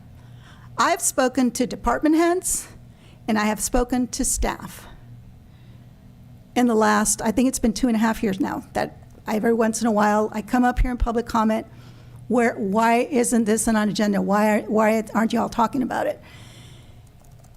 Staff doesn't like it. Department heads don't like it. They can't come and speak for retaliation purposes, but I can guarantee you, I speak to staffs, they have confidence in me that I'm not gonna say names of who I'm talking to, but they are uncomfortable coming in here and seeing that. Now, it's a joke that it's been brought up more often than not. It's a joke that they're walking in here and there's one that's erected and one that you can tell is circumcised. That's the jokes that people are talking about. This is not art. If it's a joke to be walking into a county building that represents this entire county, and then you have two symbols out there, and I could turn it into a joke, but I'm not turning it into a joke because it already is, because people are giggling about it. So please, come back with an agenda item to make a decision whether you're going to allow this to continue to stay or whether you're going to have it removed. Thank you. Julio Rodriguez.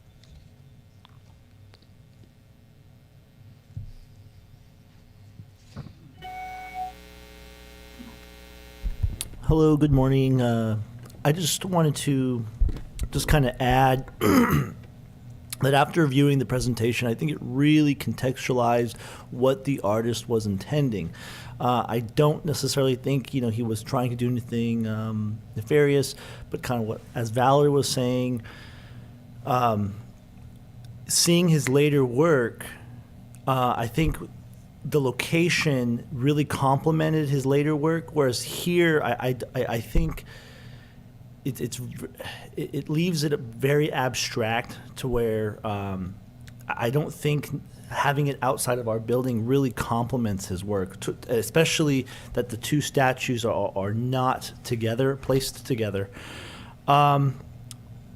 So, just to kind of iterate, I really, a different location perhaps, something that's going to complement his work.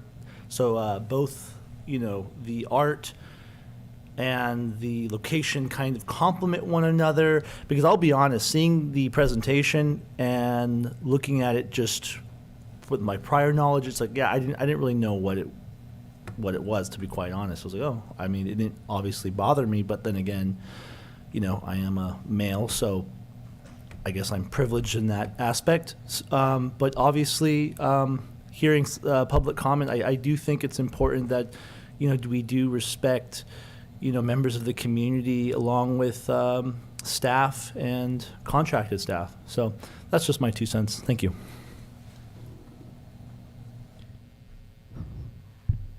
You've been unmuted. Please state your name for the record. You have 3 minutes. Hello again, Rob Bernosky, and I really do appreciate the comments that I'm hearing. And I guess first and foremost, I think the solution to this problem could be add a plaque that explains what it is. I'm very unemotional about this, except that I don't want our County Board of Supervisors to now become the art police. And I think we all need to recognize that once somebody points out that, hey, that reminds me of X, Y, or Z, it is going to proliferate. Because, and now all of a sudden everybody's offended by it and stuff like that. But at the end of the day, I, like one of the speakers, I grew up very fortunate with parents that took us to museums. And, there's a certain amount of decorum that goes with artwork. This certainly is not pornographic. Even if some people see a phallic symbol in it, that doesn't mean that's what everybody else is going to see. It's artwork. And artwork traditionally is placed in front of government buildings. My gosh, it's become a big thing in Florida right now, where somebody took offense to the statue of David being taught in schools. So now the government there is going to say, designate the Statue of David as an artwork so that it can't be, thrown out. Because again, artwork is important, context is important. And I walk by that as much as I'm in your building and even more. I've never really thought about it. I know the statue's there or the artwork is there. And again, male, female, hey, there's a nice piece of artwork. You can read into it what you want. And again, anybody can look at anything and then come up with their own ideas of what it means. I think that's what the artist wants at some point. So anyway, I would just hope that you either table this issue or don't spend any more time on it. That's my opinion, and I appreciate you listening to me for it. Thank you.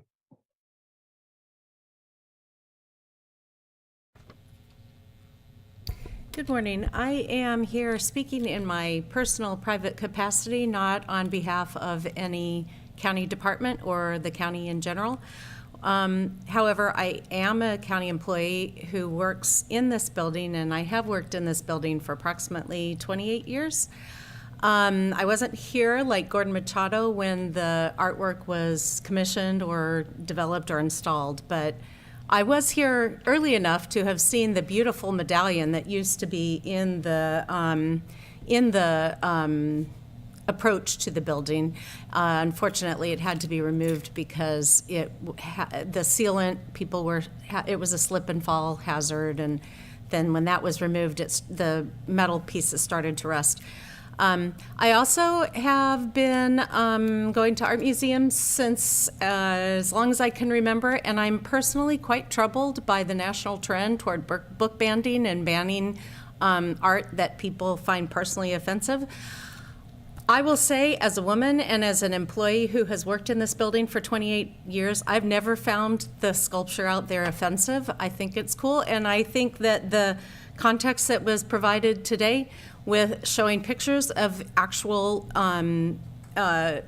peaks in the pinnacles that contextualize it, I think even further supports the artist's work and his vision. And I would personally prefer that the county leave the sculpture in place and move on to other more important county business. Thank you. You've been unmuted. Please state your name for the record. You have 3 minutes.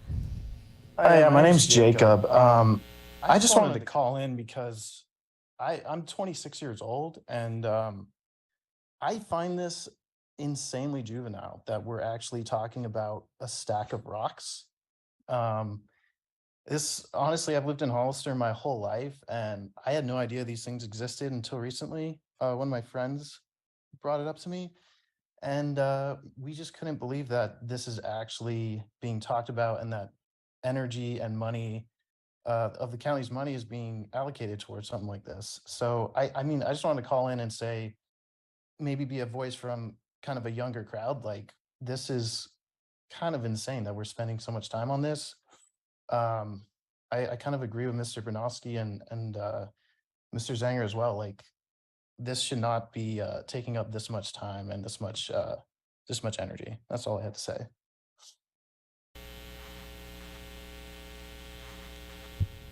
No further comments. Thank you. Bringing it back to the board. Does anybody have any questions or comments? Supervisor Zanger? Yeah, thank you. I have a couple comments. So thank you to all the public comment. Thank you for the input here. Appreciate that. Thank you to Richard. Really appreciate you being here explaining the piece and sort of the history behind it. So we really appreciate you doing that. What I'm gathering is from Richard and from some of the comment here, this is art. This is how it works sometimes, right? This is just the nature of art. You know, not every piece is going to be universally understood the same way and liked by everyone, and that's okay. You know, that's almost indicative of what makes it a good piece. Is it people see different things in it? You know, it's conversation starting, it's thought provoking. So, you know, and I understand the critics. I understand, of course, where they're coming from. I get it. But I don't necessarily think that we ought to be removing pieces of art because some people have different interpretations of it. It just doesn't make a lot of sense to me. And on top of that, this is something that the county, you know, worked to get here, we paid for, and it doesn't make a lot of sense to be spending money to remove it. Now, I don't know if we have an answer, but CEO Espinoza, do we have a ballpark number on what it would cost to remove something like this? You know, it's approximately $50,000, give or take, depending. The crane. 15 or 50? 50, anywhere from 20 to, I think, 50, 55. Again, this is just a conversation with Richard, with the work that he's done. You know, what I've noticed as of late, costs have increased, you know, quite a bit over the last few years. So I think the costs are going to be pretty significant. Thank you. So, yeah, I mean, we have so many other issues. We have so many more important things, I think, that we need to be spending the money on, you know. We got potholes everywhere and flood issues and all kinds of stuff. It just doesn't make sense to be spending $20,000 to $50,000 to remove a piece of art just because it's not universally liked. So that's sort of my take on it. And just throwing in, seeing the presentation, it very much does resemble the pinnacles. The photographs we saw up there, it very much did resemble that. And, you know, I didn't understand, you know, I wasn't privy to what the piece was supposed to symbolize when I, you know, started coming here, and I didn't get it before, but seeing that, it does make a lot of sense to me. I do get what the artist is doing. And so I just think that it just doesn't make sense to spend the money removing a piece of art like this. But I'm eager to hear the rest of the board.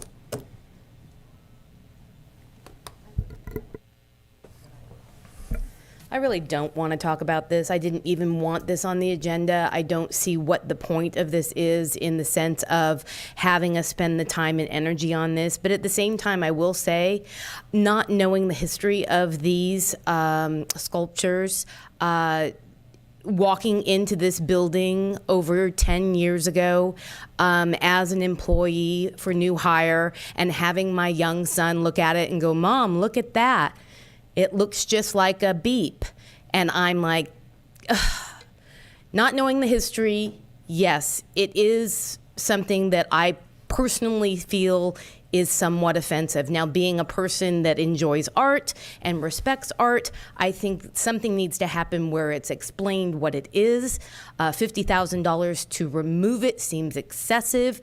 If we are in need of our roads, our hospital, mental health services, anything to do with our employees and their health care and the services that they provide and their pay, I think we've got bigger and more important things to deal with. But at the same time, since it was brought to the board, and now it does say on the agenda to make recommendations to staff on what to do, I think at minimum we should consider putting some history of the piece out there from the artist. And I appreciate the artist explaining the history of the piece, but something needs to be put out there to make it more understandable that it is a symbol of the Pinnacles, or modify it in some way so it looks like some other parts of the Pinnacles that are not as offensive.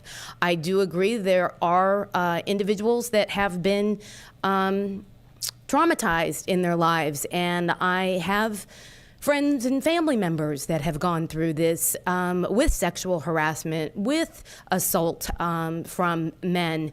And it is difficult when you're reminded of these situations, even inadvertently.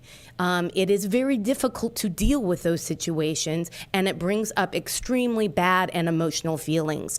So my opinion is I can't see spending $50,000 to remove it, but we have to do something to make it not offensive, and I am open to conversation on what that could look like.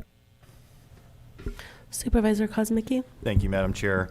So yeah, there were internal talks a year or two ago about the possibility of removing the rocks after some of the criticism came out. It's not something that I ever, I've been coming to this county building for 20 plus years, and I never before a couple years ago thought that it looked like that, but I do understand now the perception. So I was involved in those internal discussions. There really wasn't the context that we have now. I did talk to Jennifer maybe a year ago or so, a little bit about the artist and the intent, but we didn't really get into the process, and I certainly didn't know the cost. That's very troubling to hear that would cost that much, and then also just hearing both sides, which I've had the opportunity to do now. So I completely get I think we're in agreement. We understand the perspective about that this could be viewed as, in some people's eyes, as resembling male genitalia, essentially.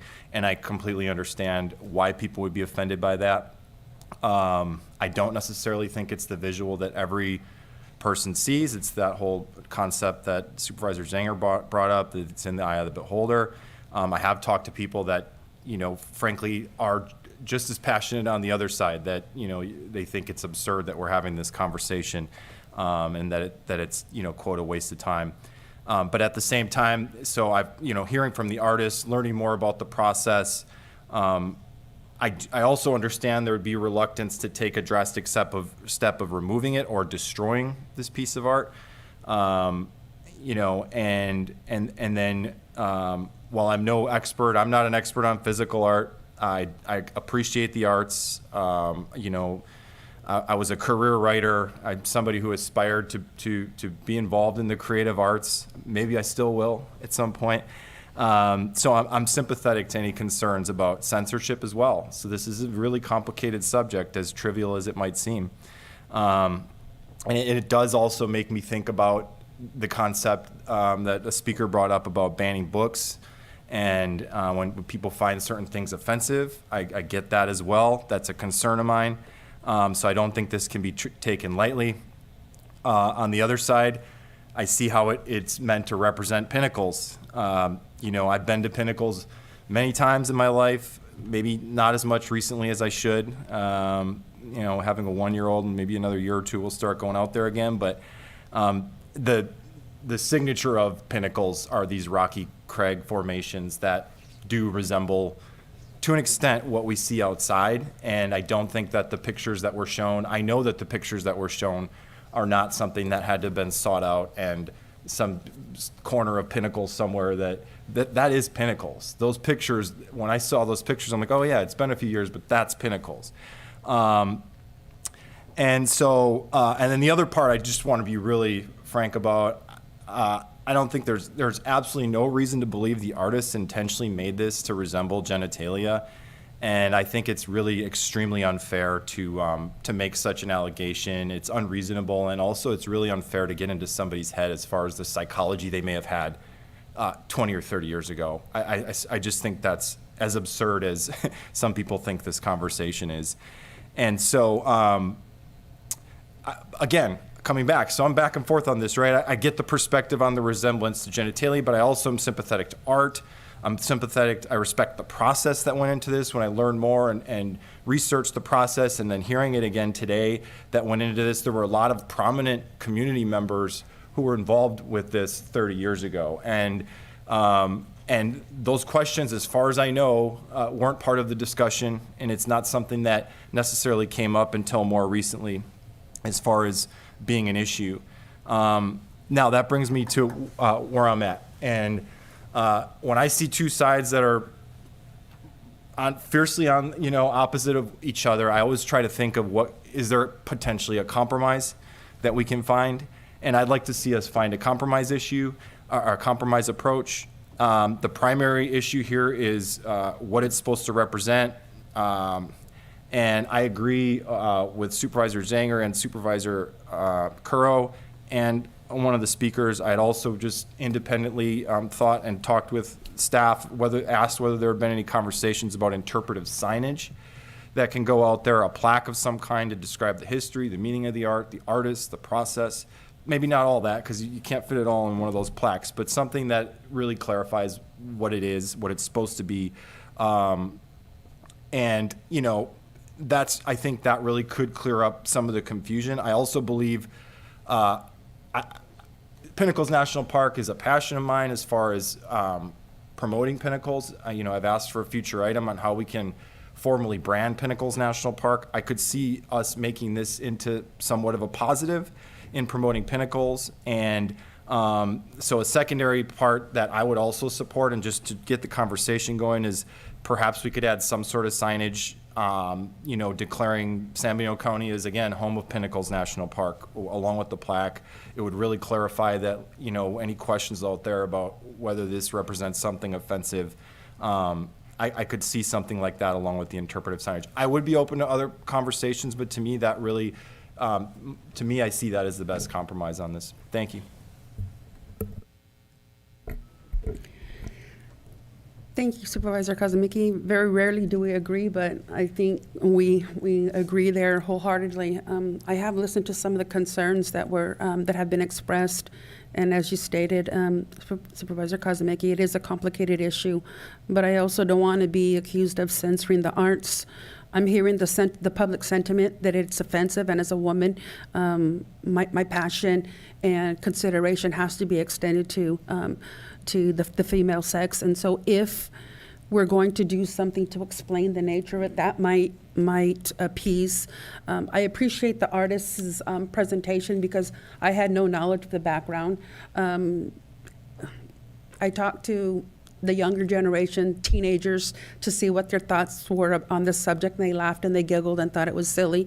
I talked to senior citizens to see, and I was told there are more important things in the county that you should be focusing on than this image. So I'm kind of torn, but I also don't want to be sitting here as a supervisor and do nothing. And so we have to look at the segment of the population that finds this offensive. And so if we can maybe have the artist maybe possibly augment it as a one suggestion. If that's not something that we can do, then maybe a plaque to describe it and explain what the representation is supposed to be. But the cost of $50,000 to remove it, there's other pressing issues that are at the forefront of the county. I would like to see permanent housing for the residents that are up there in the temporary, in the migrant camp and the temporary trailers. And so $50,000 is a considerable amount. I had asked Jennifer to stick around for this presentation because I wanted to see if there were any prohibitions of removing a public piece of art. And you did mention the NEA previously, and I know with the National Endowment of the Arts, was this related to that at all? Because I know there's particulars when you have a public art item installed on how you can deal with it. So does that come into play at all, the NEA? Yeah, so I've spoken a bit with Ray Espinosa about this. There are particular protocols for deaccession, is what it's called when there's an attempt to remove a public artwork. That depends really on the contract that the county had with the artist at that time. And I think one of the challenges is that I've spoken with the artist, his records were all destroyed in the big fire out there in Santa Cruz County a few years back. And I think the county has not been able to find the original contract that commissioned the artist to create that. So there is no, although the artist would have probably a standard deaccession policy that he includes in most of his contracts, so it wouldn't be the original verbiage of what was agreed to, but probably a pretty clear example. So there is, with the National Endowment for the Arts, with Americans for the Arts, there are best practices for public art. And so I would definitely, the Arts Council, we don't have an official position on this at all, but we're definitely here as a resource and can help you find a creative solution, can help you, identify best practices for whether it's interpretive signage, deaccession, moving, however you decide to proceed. Would you be able to help us find an alternate location if it was moved? Yeah, I think, again, it kind of comes down to funding, and I can say officially that we would definitely want to advocate to put something in its place. So, there's the removal part, but then you have a blank building, and so we definitely want to see the county increase its public art, portfolio, and so I would just add that if the plan is to remove it, to also include funding to install something else. And we can definitely help with that process. I mean, we do a lot of requests for proposals and RFQs, and there's a whole best practices for that as well. And we also be happy to help identify sources for public art funding. It's a bit more difficult to come by in terms of like outside funders, whether it's private funders or public state funders. There's really no, as far as I know, dedicated funding source for public art. What I will say is that, and this is more long-term thinking, that most cities and counties, mid-size, have a percent for art, which is a small impact fee just on new private, or it could be public development, that creates this sustainable source of funding for these types of things. So our county doesn't have one. It's very easy to do, and it's not a new tax. It's usually like between 0.3 and 0.5% of new development projects. Developers typically are very much in favor of these types of this type of percent for the arts, because they come into the community, they're building houses, and this is a way for them to do something that's reflective of the community, that's a token of goodwill. So this is something the county really ought to consider moving forward, of like, how are you going to, because you could use this public art fund to remove another work and install a new one. So but a big part does come down to funding. How would we be viewed by the art world that if we acted as a censure for this project, yet we're also advocating for other artists? I mean, aren't we sending a mixed message there? I would say that it's very complicated, and it has different meaning. But the meaning of artwork does change over time, so it wouldn't be unheard of to remove an artwork. I would say the county is very lucky to have a piece from Richard Deutsch, you know, a internationally recognized artist. So it would be, I think, to move and maybe change how it's placed in the ground and with interpretive signage, something like just destroying it, I think would probably be the least favored option, right? I agree. So yeah, anything that's kind of arts forward, I would say, is to in some way, you know, recognize the original intent. That being the meaning has changed, so to honor the original artwork and really to focus on perhaps something new. So it could be a really great opportunity too. I'm not advocating for the removal, but this is also an opportunity too for the current board to consider what kind of mark it wants to make too, in terms of, you know, its arts policy and art priorities for the county. Thank you. And I know that we're doing something art-related with Santana Ranch, and so I hear what you're saying. And again, you know, as I started, it's a complicated subject, and so I don't have the answer either. But at the very least, I would like some sort of plaque that explains the depiction and if it's going to remain. And so I don't have the answer, but thank you. Yeah, we're happy to help. Thank you. Thank you very much. Well, thank you to everybody's public comments and to the board. I appreciate all of your comments. So I really feel like the board needs to be sensitive to the public sentiment. Thank you, Valerie, for stating that. And I appreciate what Jennifer just said about the meaning of art changes over time. I have a lot of respect for art and artists. I as well have been to a ton of art museums and have art books at home, and I really, really do respect it. I just don't know that in front of our county building, this statue makes much sense. I think some ways it's a bit tasteless. And I really think that we need to be more sensitive to our community. Not everybody sees it that way, but there are a lot of people. I can't tell you how many of the public comments we've seen today. I feel like it was kind of a 50-50 mix. I can't tell you how many comments that I received by email, and all of them were very, very strongly against this project, including previous supervisors. So I believe that we can do better. This was 30 years ago. I don't believe that this is reflective of our entire community. And so I would be open. I guess I would like to see either the artwork removed or modified. And I would also like to see a future agenda item of looking at this development kind of impact fee that would go towards the arts. And so those are kind of my feelings. I think I see it as an opportunity. Let's make this right. I'm not saying to destroy the artwork. I respect it, but I think that maybe there's a better location for it. I don't know that in front of our government building where we're supposed to be open and kind of access for everybody and everybody to kind of feel represented, that it suits those needs. So those are kind of my comments. Supervisor Zenger? Yeah, yeah. Can I make a motion right now? Or is there any more comments, or can I make a motion? Sure, you can make a motion.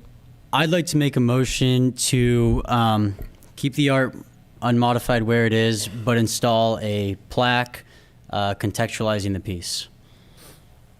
Madam Chair, I'll second that motion, and can I ask for a friendly slight amendment to assign an ad hoc to work with staff on just how that plaque might be. This could be a one-meeting ad hoc. Just to clarify, committees versus ad hocs, just perceptions of me on these things. Ad hocs are very productive. So I would recommend also assigning an ad hoc to just kind of refine the language and whatnot, and the type of plaque and just the details involved. Can I ask for clarification? Are you speaking that it would stay exactly as is, you just want a plaque, or you're open with this motion for it to be modified? I don't know if we've ever talked to the artist about modifying. I don't know if that's a realistic possibility. I'd like to just keep it the way it is and add a plaque. I think it kind of opens up a new can of worms to start modifying it personally. Okay, thank you. And I'd be very concerned about cost.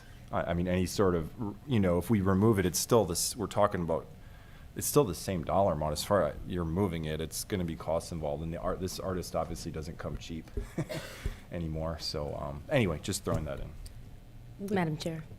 Oh, sorry. I was gonna, just with the ad hoc, I would just suggest that we include the Arts Council in this. I'm not an artist, and so I wouldn't even know where to begin. I'd just like to say, if we are keeping it and we do want to add a plaque, that we need to use this as a way of highlighting the pinnacles in a really positive way, and try and make this more of a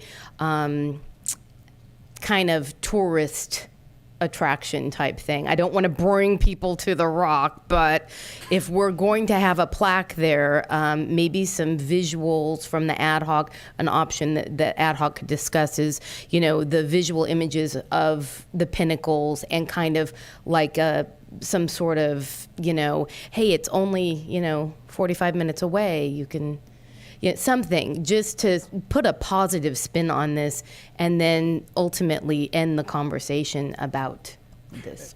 And sorry for back and forth, Madam Chair. I think that's great, and I think the ad hoc conversation, if you could, whoever's on that ad hoc could talk about additional visuals, I would be open to that. I just would depend on the details, obviously, And the cost. the amount of clutter that people might perceive there being. I'm not a super artistic person when it comes to plaques and making stuff like that, so I don't know if I'm the right person for this. So that's a conversation we can continue to have. But I would support an ad hoc but I can't support spending $50,000 to remove it. So just two final comments. One, is $50,000 the actual cost? We don't really know that we don't have No, but we do know it. I think in the conversation that I had with Richard, 20ish. But then you're dealing with where's it going to go, setup, potentially dismantling, and then also if we're going to have anything else here, it could be more than 50. It could probably be 100. Right, but I'm just saying we don't know the but we don't know actual actually. cost. We haven't got. So we're a throwing quote. out 50, and we don't actually know that Right. cost. Let's be clear about that. And then second of all, we talk about it turning into a tourist thing. I don't know if anybody's looked on our home page website, but it is specifically taken from an angle to put a tree in front of that statue. And I mean, are we doing that intentionally? And if we're doing that intentionally, and we can't even support it on our webpage, why would we want it in front of our building? So anyways, that being said, we've got a first and a second, and let's go ahead and vote. So all in favor? Aye. Aye. Anybody opposed? Can we, is it possible to continue the conversation, or let it die and then come back with another motion? Sure. Is that how? So we have 2, 4, so. You have to ask for your opposition. You haven't asked the other portion. No, I did. I said opposed. So Then I'm opposing. I'm opposing. Okay, so 3-2 in opposition. I'd like to make a motion. Okay. Okay, I'd like to make a motion to have an ad hoc to look at potential costs of modification or relocation and get actual costs, and include in that a potential plaque if it's modified and what the plaque could look like, keeping cost a major factor for us so that it is not as offensive and it does still fulfill the spirit. And I'd love to have the Arts Council as part of that ad hoc. I would second that. I have a question about that, just for clarity. So is the motion just for an ad hoc, and then we're going to come back to the board with the ad hoc's information? Is that okay. The ad hoc does not have the authority to approve anything. They're just gathering information and But bringing it back the to the plan board. is, and then we'll have the discussion. Yep. To the maker of the motion, just an ad hoc, and then they can meet with the Arts Council as needed.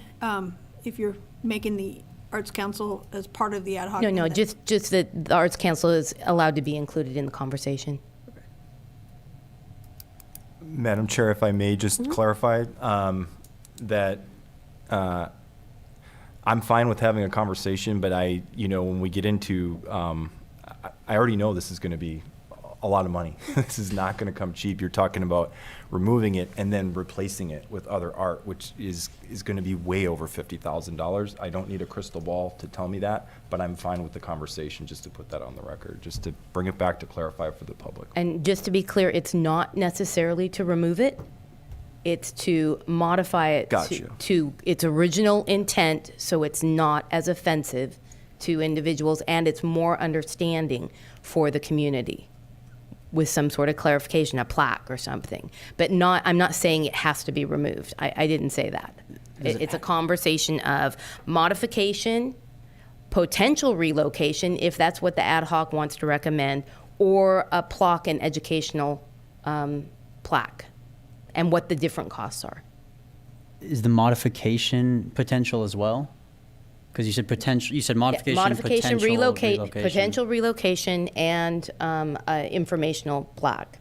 Okay. Those are the talking. That would be what I would direct the ad hoc to do, to have those conversations. Okay, and just since we're on to a new subject here, Madam Chair, sorry. Modification, what does modification mean? Don't make it look like that, make it look like the Pinnacles. so that's going to be an entirely new piece of public art. I don't That's quite- the are we question. just If it's not, if it's expensive and we can't do that, then that's off the table if it's too expensive. But at least have the conversation of, is it? Because like the chair said, we don't know how much it's going to cost to remove. I am not in favor of removing art. I am not in favor of removing statues. I am not in favor of removing history. But I do feel we have to do something to educate our community so they understand the history and the purpose of this piece of art. And I thought the plaque would, Madam Chair, I thought the plaque and putting maybe Home of Pinnacles National Park would accomplish that personally. I'd like to give the ad hoc the option of looking at cost so that we know if it is $50,000, they bring it back to the board. If it is $50,000 to relocate, if it is $30,000 to modify, then the board has to make a decision on if that cost would be worthy and approve or not approve. Okay. I'm just giving did the you have ad any? hoc more conversation. I just wanted to see who were going to be the two supervisors to be on that ad hoc. I would like not to be on this ad hoc. I'm sorry. I've talked enough about this. I don't want to talk about it anymore. Don't we need to vote on it first? Amen. Well, we have a, First and a second. Yeah, we have a first and a and we're in the second. conversation, So, okay, so all in favor? Aye. Aye. Aye.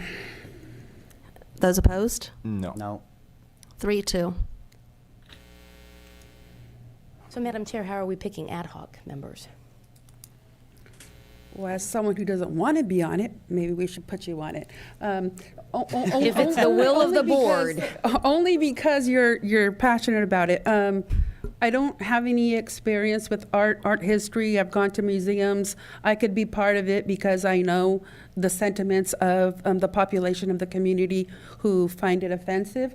It's just that I just, if I am, I would request one of the males to be on the ad hoc for the other side of the I completely position. agree with that. One male, one female. It doesn't have to be me, but at least one male, one female, so that way we can see both sides of the equation. And I'm Madam Chair, and I'm going to correct on that. I don't agree that it should be one man and one woman. I think it should be opposing opinions so that we actually have a conversation The about dynamics what just it can happen to be. fall between Yeah, the lines I don't of want the to be sexes, dividing so us I'm amongst not trying our- to do anything, but that's just Please, thank the you. way the votes have come out. It was the male and right, female. right. Okay, so would one Can I- of, May I add, Madam Chair? Supervisor Gonzalez tends to be on, I think, all the ad hocs. So at You this. could take it away from No, me. I'm Yes, just, yeah, okay. no, I'm just saying, I think at some point we have to have some diversity of voice in the ad hocs. And I would be fine being on the committee and I would be as neutral as possible. Just staff, please provide costs. I think Supervisor Zanger would actually be better as the opposition if he's interested, because he's the one that brought it up. But if there was a will for one of the opposing viewpoints to be on there, I would be fine with it, but I also would support Supervisor Zanger and think that he would probably be more ideal for it, along with perhaps yourself, Madam Chair. I'm fine with that, so we'll go ahead and put Supervisor Zanger and myself on the ad hoc. Okay, I'd like to go ahead and if we can take a recess for 5-10 minutes. Thank you.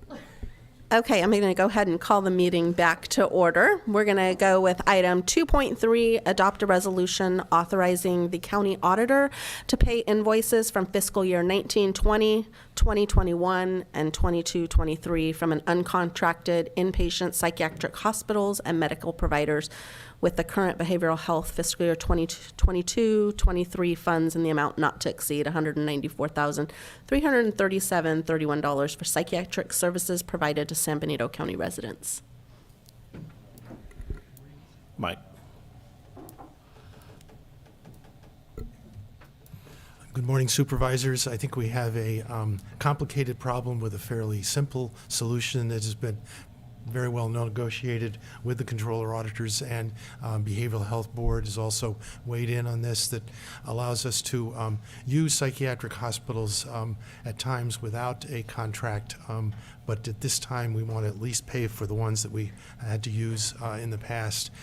The complicated problem is that we have a contract with the state that assures that we have psychiatric inpatient hospitalization available to our consumers in this community, and then we have a contract process where you want to have a contract, and some of the psychiatric hospitals don't get back to us in a timely way, and then we wind up having these payments that are well overdue. And so this is a simple solution to this, that if you folks approve it, then we can move on.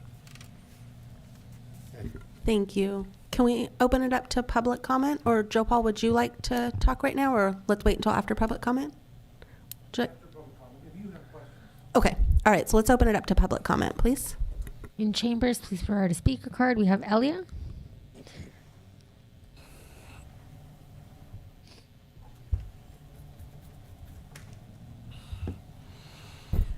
Thank you. So my question is, and that I'm hoping that this is something that was missed and you already have the information and you're going to give the public information as to why these are uncontracted. How did it slip by? Is it because we had the previous person in charge just didn't do their job, and neither did his staff? This is a substantial amount of money not to be paid, but it seems, since from 2020, we're talking about 3 years ago. You're talking about from 2019 through 2020, the fiscal years all the way through this year, from 22, which is going to be over, I think in July. $200,000 slip error. How does this department justify this? I'm hoping that you either have the answer or you're going to be asking those questions. Thank you. On Zoom, please press *9 or the raise your hand icon. No further comments. Thank you. Okay, so if we can bring it back to the board. Any questions, comments? That was a concern I had too, is going back to the fiscal year, and I didn't want to bother Joe Paul Gonzalez, but why were these missed, especially going back to the fiscal year 2019-2020?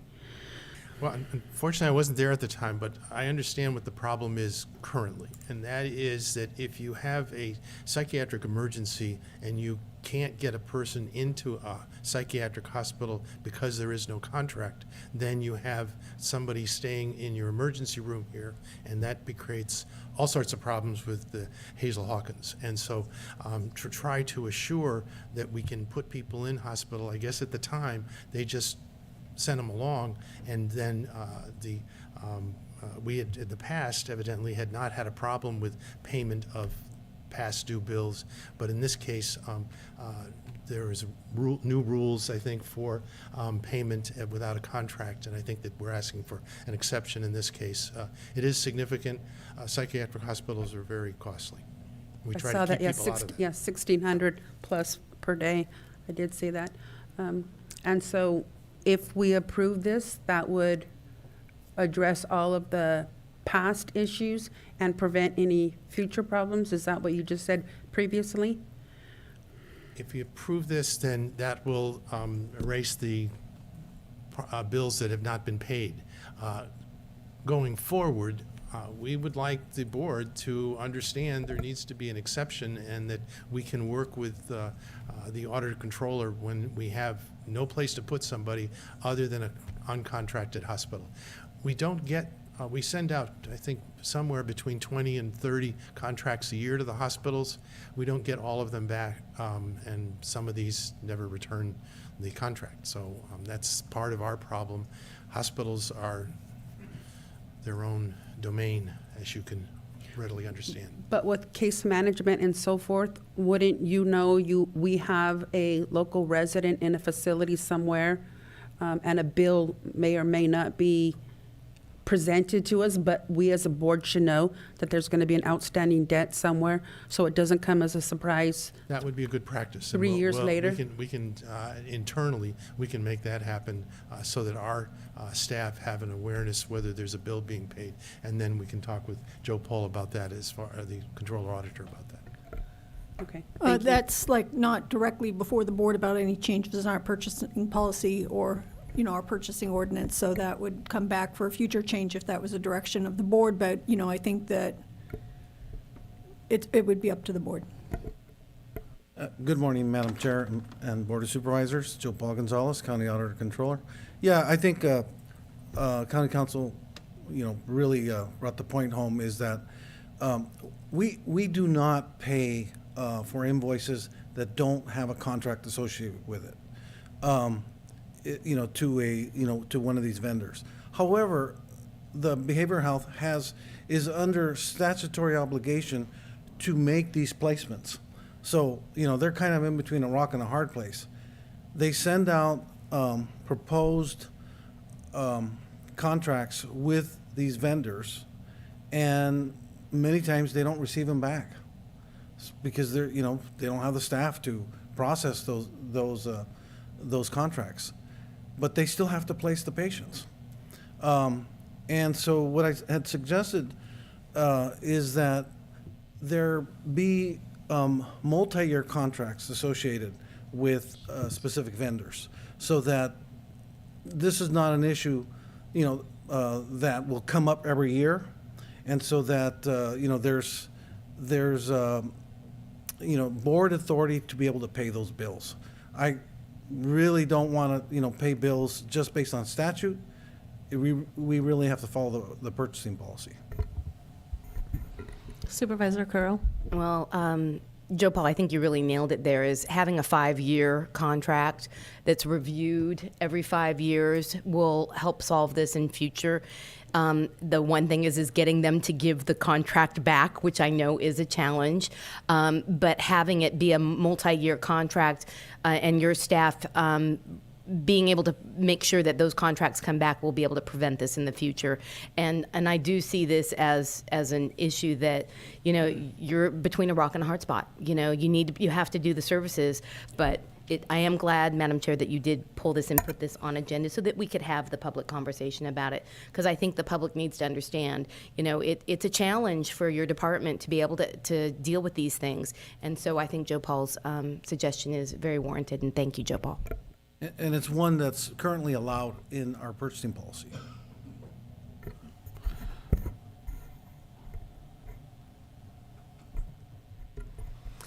Thank you, and thank you for being here, both of you, to talk about this. I know we did speak about this at the Behavioral Health Board, and there was some issues around it.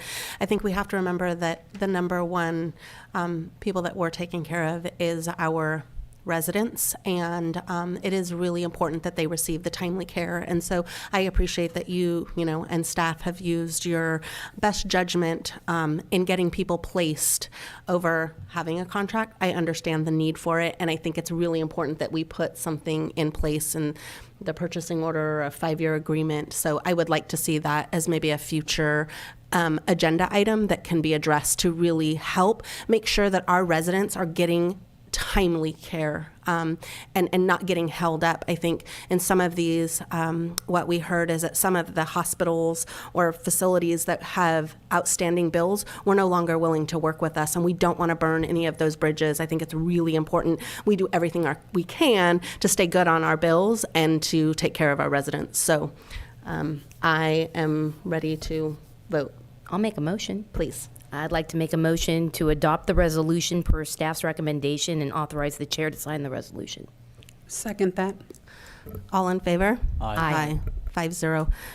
Just clarification, is there a second on bringing back this idea with the purchasing ordinance? Yes. Okay, so, Yeah, if I may, Madam Chair, I've also, prior to Dr. Clark coming on board, meeting with staff, I was stationed out there for quite a while. This is one of the things that was really important, actually important to the board. I think Supervisor Kosmicki, going out to RFP, one of my biggest concerns is just rollover.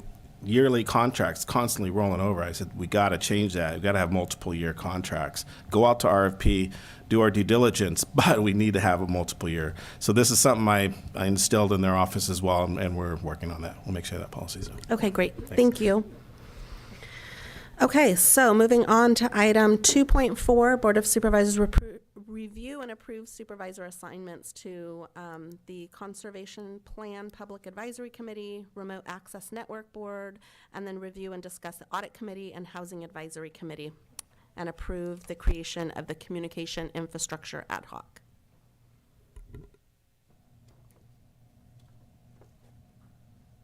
Good morning, Board and Madam Chair. I have a quick presentation on this. I'll get it started. So the first part is to assign supervisors to two committees, the San Benito County Conservation Plan Public Advisory Committee. And the objective of this committee is to develop and implement a regional approach to habitat conservation within San Benito County, partner with landowners, tribes, conservation organizations, and other interested parties to protect and enhance habitat for a variety of listed and sensitive species across a network of natural lands and working agricultural lands.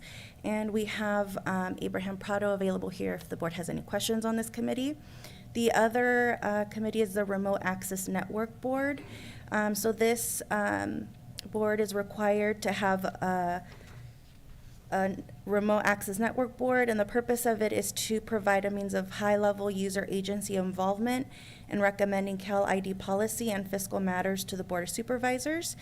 And we have Sheriff Taylor available here if you have questions on that. And I've also attached the bylaws for this committee to the item if you have any questions. The other part of this item is to review the Audit Committee and the Housing Advisory Committee. So I have also included the resolution that established the Audit Committee, and this was established in September 13 of 2011. And it's to establish sound financial reporting rooted in strong internal controls. This committee meets quarterly, but hasn't met in a little while. Supervisor Kosmicki and Kuro are currently on this committee.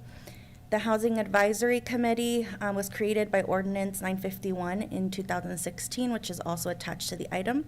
And the purpose of this committee is to advise the Board of Supervisors on matters relating to the housing element of the general plan and the inclusionary housing ordinance and such other matters as the Board of Supervisors or county staff shall direct.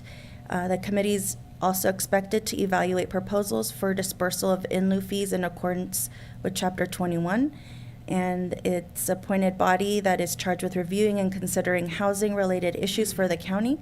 Supervisors Zanger and Gonzalez are currently on this committee. And if I may add, that is supposed to be meeting quarterly, but we're meeting monthly right now, just because of all the special meetings, so. Thank you. And the final recommendation is to review and approve supervisor assignments to the San Benito County Conservation Plan Public Advisory Committee and Remote Access Network Board, review and discuss the Audit Committee and Housing Advisory Committee, and approve the creation of the Communication Infrastructure Ad Hoc. Thank you. Thank you. Can we open it up for public comment, please? In chambers, please provide a speaker card. On Zoom, please press *9 or raise your hand icon. No comments. Okay. Can I just ask I just want to make sure, on that Conservation Plan Public Advisory Committee, you're seeking 2 supervisors for that? I believe so. And then the Remote Access Network is just 1? Correct. Okay. All right. Okay. So questions, comments from the board? We have the other two ad hocs on here. Are we looking at replacing the assignments for the audit as well as the housing advisory? Or they're just here for information purposes? And are we doing them separately? I'm sorry. And Yeah, Madam I'm Chair, just- to add on, are we doing the habitat conservation RAM? I know we need to place two people on the first item and one supervisor on the second, but I'm just asking, are we moving the others around? Because if the audit and/or the hack committee is being moved around, then I might want to be interested in the So others. I think address all of it at the same time. And that's what I'm So asking. if you have any idea, if you want to sit on any one of these committees, we need to appoint people to. And then if you have any comments on the audit or the housing advisory committee. And I don't know, Supervisor Kosmicki, do you want to start? I think. Sure, if Madam Chair, sure, if we're going to start with the suggestion that I had, which Yeah, is to I look at think the that would be committees, I can certainly do that. So thank you for that. So I had asked to look back at the committee assignments again. If we recall in our retreat, one of the objectives that we had during the retreat that we had was to look at committees just to see if there's any that we might want to refine or remove, basically, in light of, the tremendous amount of staff time that's put into these committees, not just the committee meetings themselves. They might be monthly, they might be quarterly, but there's a lot of preparation time that goes into all these meetings, so that's my primary concern. And then if there's duplication in committees, I just am always a believer that we should condense and consolidate where possible. So with staff resources in mind, after 2+ years for me, there are certain committees that are, the committees, the standing committees, again, and let's differentiate between standing committees and ad hocs for the public's sake. Standing committees are regularly scheduled, they have Brown Act rules, and basically there's more of a staff obligation involved, whereas ad hocs, it's 2 supervisors and it might be 1 staff member, 2, depending on the topic. Ad hocs might be 1 meeting ad hoc, they might be 5 meetings, they might, they're temporary. To me, there's a wide variety as far as the productivity of committees. Some committees are more productive than others. Some are, to me, essential, and some are really don't produce a lot of, in the end, they don't produce a lot of progress out of them. And I just believe any time that's wasted on what I would call fluff is basically lost opportunity for us to really focus on our top priorities. And we can't get everything done, but if we can all sort of agree on, we talked about 5, whatever the number is, I just believe that with such limited staff resources, we really have to focus where we can on those priorities if we can. And so that said, I brought this up. I felt like, in particular, my primary concern, and I would like to hear from Joe Paul on audit, because we haven't met this year yet, so it would be nice just to get staff perspective on audit. That was more of a general question mark. The Housing Advisory Committee, I've taken the time to watch some of these Housing Advisory Committee meetings, and that's the one that really jumped out to me where, just putting all politics aside, it jumps out to me because we already have a Housing Advisory Committee, and it's called the Planning Commission. And so I just don't understand, if maybe somebody can explain it. I don't understand why we have monthly committee meetings of Housing Advisory when we already have a Planning Commission that's monthly. The Planning Commission is tasked with giving recommendations on all matters related to housing. In fact, every item that, as far as I know, every item that goes through the HAC, the Housing Advisory Committee, also goes to the Planning Commission. And then let's also remember that I know that the Housing Advisory Committee, while it has 2 planning commissioners, 2 board members, and it has those 3 public members, and I would understand the perspective of incorporating the public a little more formally into the structure of a committee, but I also would just point out that the Planning Commission is made up of 5 appointed sort of regular lay people that are giving recommendations on housing, and they are doing other things, commercial, industrial, but housing is a primary focus. So that said, I just feel like to me, there's an undeniable tremendous amount of duplication between the Housing Advisory Committee and the Planning Commission, and I just feel like the staff, in particular, the staff time that's being spent on the Housing Advisory Committee is, in the end, unnecessary, and we've all agreed that we should be more efficient with committees, so it just seemed to me logical that we would look at the Housing Advisory Committee as something to remove. That's all. Thank you. If I may. Hang on, Supervisor Gonzalez, I'm going to go to Supervisor Curro first. Okay. Turned it off, sorry.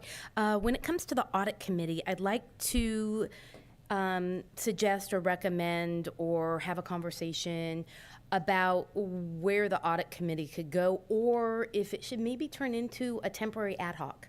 In looking at, I've been working with staff on recommending a procurement officer, but also I want to really help guide and support staff on a contract management workflow and a policy that works with the board's purchasing policy. So I feel like having maybe not having a committee, but having a temporary ad hoc, especially right now before we get into budget, and talking about what the goal is and what staff is doing, and having it not take so much staff time with it being a committee, and going to an ad hoc that's more of a proactive approach of here's what we're looking for, here's what we'd like to see with contract management attached to the budget, but then get staff's concerns about how that would look. Is that something that maybe Supervisor Kosmicki I really would like you to be on it. Yeah, no, I appreciate that, and I think all of us are budget minded, but I do take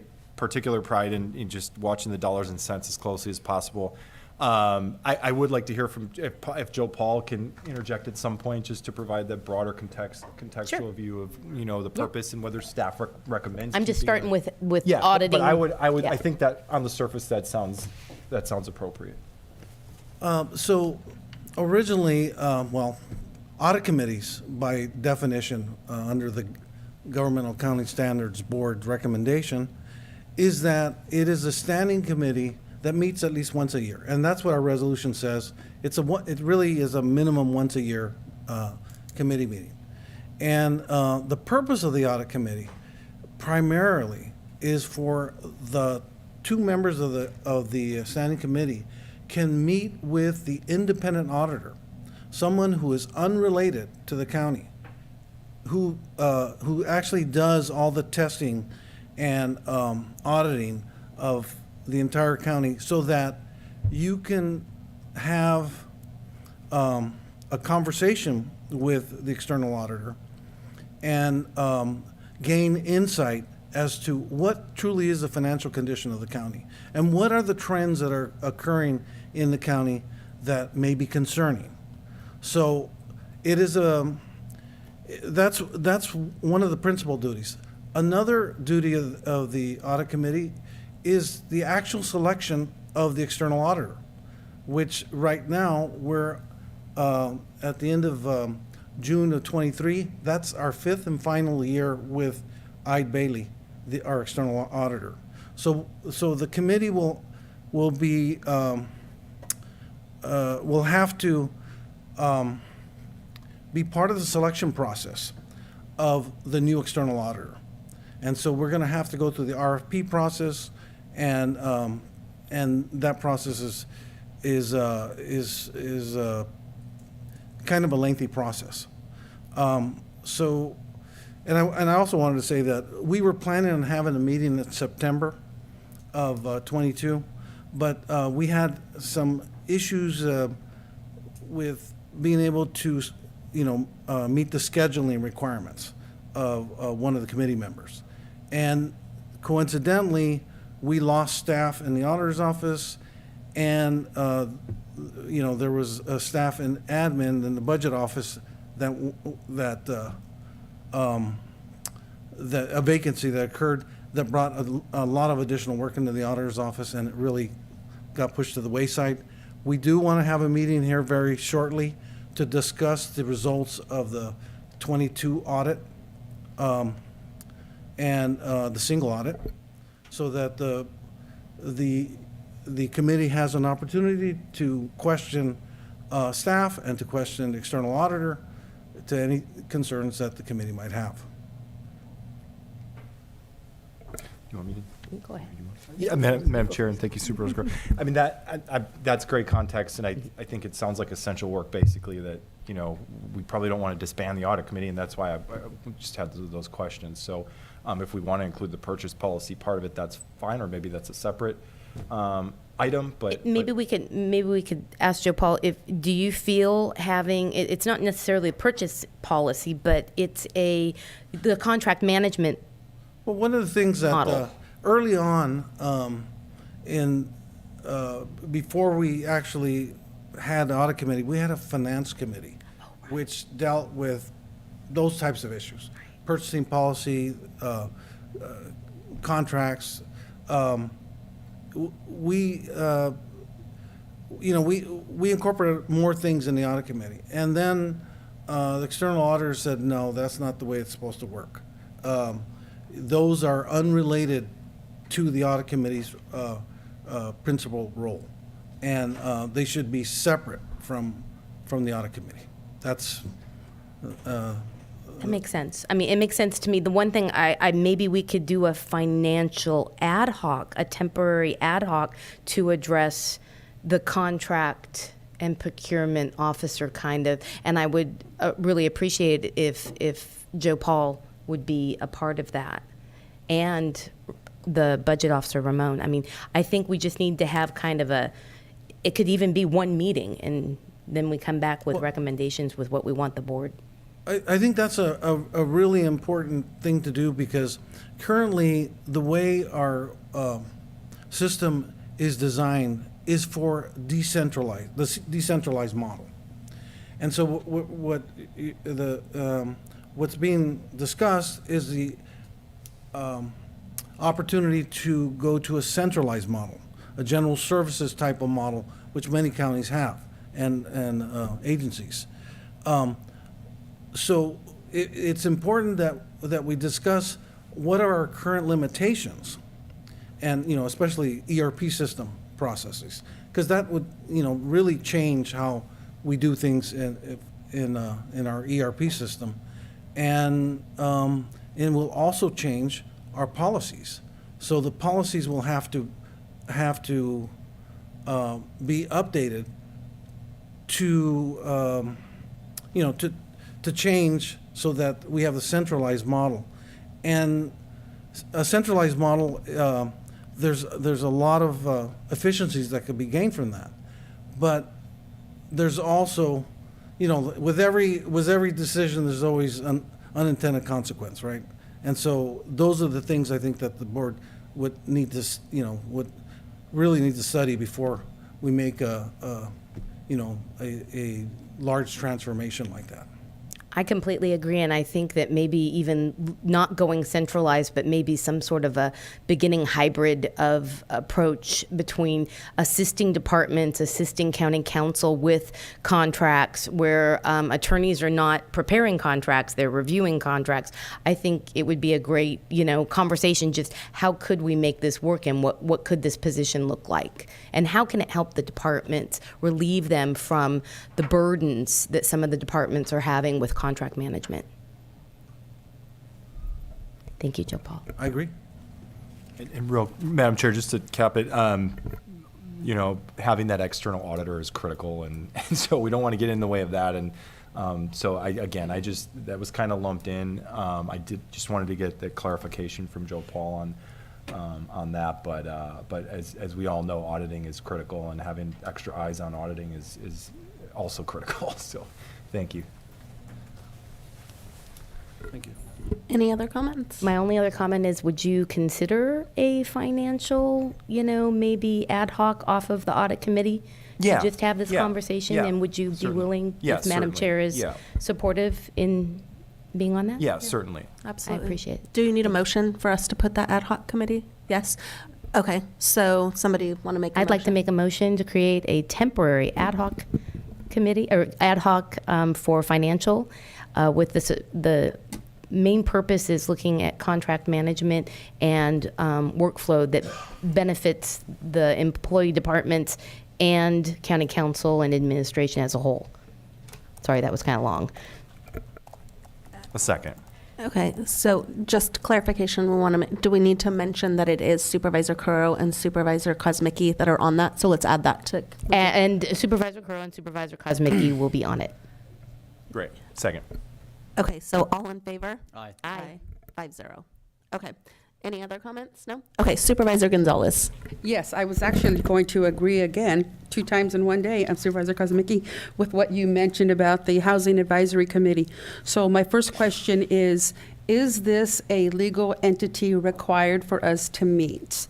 Because when I personally am listening to a presentation from the HAC Committee, if I have tuned in to the Planning Commission, I've heard a presentation there at the Planning Commission, I hear it then at the HAC, and then by the time it comes to the Board of Supervisors meeting, I've heard it 3 times. And so I agree with you, it is redundant, but is this a legal entity that is required with what the county needed to do to put forward the ordinance?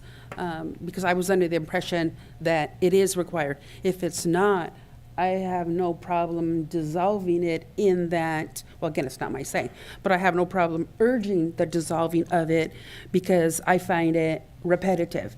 The meetings go on, and sometimes I'm sitting there thinking, I wish the whole board was hearing this presentation rather just than the HAC. We don't get community involvement. We don't have many public comments by Zoom or in person, and I do appreciate the 3 the members of the community that are involved. That would be Mr. Casey, Victor Gomez, and Seth Capron. Yeah. Jonathan Casey, sorry, I forgot his first name. But we do have 2 planning commissioners, 2 supervisors, but if it's a redundancy then, and it could be absolved, I have no problem with that. I can interject. I'd have to double check with state law, but it's my understanding right now that it's a local law that could be changed. Okay. And it would require to amend the ordinance, so we could bring it back for that change if that's the board's desire, and I would just confirm that that's not a matter of state law. I believe it's local law, but I'd have to confirm. Okay. But I wholeheartedly agree with you, Supervisor Kozmicki, that it is a repetitive, redundant process, and it would save staff time. The meetings typically go on for 2 hours and sometimes longer, and I just think that would be more information that the board is best served where we all hear it at the same time, rather than just the HAC. Because frequently we're coming back to, well, we have to go back and talk to the board, we have to go back and advise the board, or we have to go back and look at the board minutes, what the board suggested, and it's, if it can be absolved, I would urge it. Yeah. Madam Chair. Thank you. Yeah, Supervisor. Just because I also sit on the HAC, I tend to agree. It just seems it's just difficult the way they, the HAC brings something and then they have to go back and we have to, we talk about reviewing it and we're like, well, what exactly are we reviewing? And then we end up bringing it back again. And so it just seems like having the discussion at the board level would just expedite things, I think, and kind of streamline it. And, staff could do other things at their time. So I would agree. Just a quick clarification. So by removing the HAC, items that would normally be coming to the HAC would come to the board, or would they go to the Planning Commission first and be vetted and then come to the board? I just want clarification of understanding the process. It would still go to the Planning Commission normally and come to the board. Okay, I just wanted to make that clarification. Thank you. So with the Housing Advisory Committee, it seems like it's kind of made up of people that are specific. I mean, you have your supervisors, but then it seems like the committee is made up of people kind of experts in the field, so to speak. One dealing with like affordable housing, one representing kind of the developer, and one representing kind of finance. Is there any value lost in dissolving this committee and making sure that we have heard kind of workable solutions, kind of representing a very comprehensive approach? If I may, Madam Chair, can I invite up Please. Abraham Prado? Please. And I think Abraham can better answer that than anyone. Thank you, Abraham, for coming up. You're welcome. Yeah.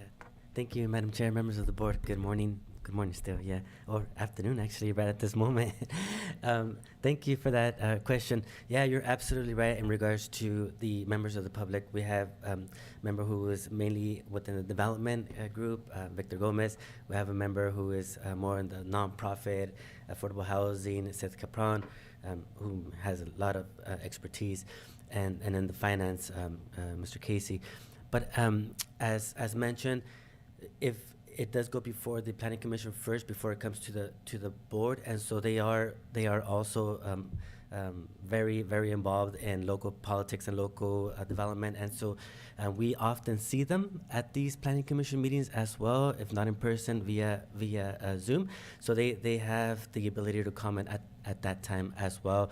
They are very approachable to us as staff, and so they can comment and talk to us when the agenda is out as well, or even before when the topic is discussed by the board or the planning commission, reach out to us as well. So that it is very of high value, but that communication is still present between staff and them, and between the board and planning commission and them as well. Thank you so much for that clarification. So, yeah, I'm good with audit committee, finance ad hoc, and go ahead. I guess we probably need a motion to dissolve the housing advisory I can committee. make a motion I'm sorry. to bring back the ordinance. Okay. To dissolve the housing advisory committee as long as it's allowed under the ordinance, and to bring back the ordinance, to dissolve the housing advisory committee, and to check into state law to ensure that it's. And I got legally confirmation, it's a matter of local law, not state Okay, law. so just the first part, to bring back the ordinance to dissolve the housing advisory committee. Do we need a second on that? Yes. Somebody want to I'll second. Okay, all in favor? Aye. So 5-0.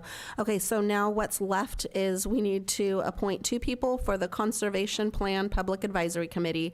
And then I was going to suggest myself for the Remote Access Network Board. I sit on the Community Corrections Board, as well as the Juvenile Justice, and this deals with law enforcement as well. So I thought it just kind of made sense for me to sit on there. So if you all are okay with that. And then, so going back to, we need 2 for the Conservation Plan Public Advisory Committee. Any wanters? Yeah, I thought maybe I would like to volunteer for that one if nobody else wants it. Okay. Supervisor Gonzalez, anybody else? Look, everyone's looking at me here. No, I'll volunteer. I'll volunteer on that one, yeah. So it'll be Supervisor Kosmicki and Supervisor Gonzalez sitting on the Conservation Plan Public Advisory Committee. So I think. Madam Chair. Communicate, we need the do we get the communications ad hoc? Yeah. Oh, I'm sorry, I forgot about that Right. one. We need to Sorry get that about one. that. No worries. Okay, so then we want to approve the creation of a communication infrastructure ad hoc. And this really kind of goes to some of the communication issues that we've been having that have been brought to light by the sheriff's office. And so this ad hoc will discuss solutions for dealing with that problem. So who would like to sit on that ad hoc? Madam Chair? Yes? Because I'm really trying to get very active in this broadband and other communication type, committees and organizations, and working with the Uplift Central Coast, I would really like to be on this one, if you don't Okay. mind. Yeah, no, absolutely. Supervisor Zenger? Yeah, would I'd you- be interested as well. Okay, so we'll go ahead and put Supervisor Zenger and Supervisor Curro on the communication infrastructure ad hoc. So I'm excited to see what you guys come back with. It's going to be really good. Awesome. It's going to be the best ad hoc ever. Okay. All right. Chair. Yeah. Are we, in the agenda item, are we allowed to talk about other committees that weren't specifically mentioned? I had some thoughts on. I don't believe so. No. I'll just bring it back. We can, yeah. No. Okay, so let's go ahead and move on to closed session. Madam Chair, we had one item on consent. I don't know if we yes. want to try to tackle Okay, that yeah, let's go quickly. ahead and do that before we go to closed session. Yeah. I'm sorry, was there okay. Go ahead. Did you need a motion for all of those placements on the ad hocs? I'm sorry, did we actually have a motion for, well, I don't think we did for all those, except, you want to just. So I'll go ahead and make the motion that we have Supervisor Gonzalez and Kosmicki on the San Benito Conservation Plan Public Advisory Committee. I'll make the motion additionally to put Supervisor Sotelo on the Remote Access Network. And then for the newly created communication ad hoc, Supervisor Curro and Zanger. I'll second that. All in favor? Aye. 5-0. Is that good Thank enough? you. Okay, good. Okay, so now let's go back to consent agenda. I believe it was 1.9 pulled yes. by Supervisor Gonzalez. And the reason I pulled this crosses a lot of Ts, dots a lot of Is, hits the win-win column in so many different areas, and it can't just be just a consent item, sorry. Back in the 80s, I was in, work with real estate realtors, and I remember the water issue with Stonegate and Cielo Vista when it went in, and the water that's it's been a nightmare for individuals living out there, and it sounds like the county, yay, finally has some resolution leading toward that. So it's not something that I want on the consent item. When we do something well, I'm a firm believer of patting yourself on the back. And this is one that we have to, because this is the answer to many people's prayers. And so, go ahead, Steve. Thank you.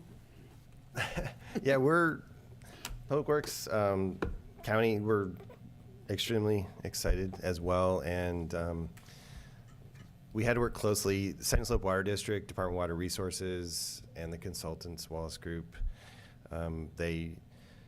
We found out about this in early January, and the deadline I think was January 31st, and so we put the application together in roughly 20 days, and with a lot of back and forth Q&As with DWR, and yeah, we're really excited because Public Works, RMA, and the county, we've all been, as you mentioned, Supervisor, just trying to work with the different water systems down in that area, and so this should provide better water supply, cleaner water for several hundred families down there. So we're really excited. So, any questions from the board? Because I'm new to LAFCO, I'm understanding that this is going to be going to LAFCO also later on down the road, possibly. Is there anything that you want to kind of summarize, highlight, how things are going to work, or do you want to wait until we get into the LAFCO process? I'll probably wait. I think you're correct. Your statement's correct, and I think there's one zone LAFCO decision, and that's probably what you're alluding to. So we might be crossing a zone between water districts, and that will have to go to LAFCO, I believe. But yeah, maybe we get a little bit further. We'll reach out to LAFCO, and that'll be great. I'm available if you ever want to have a conversation, just Thank so you. I'm on board. Thanks. Thank you. Madam Chair, real brief, I agree with Supervisor Gonzalez. We agree a lot, I think. You kind of overplay that.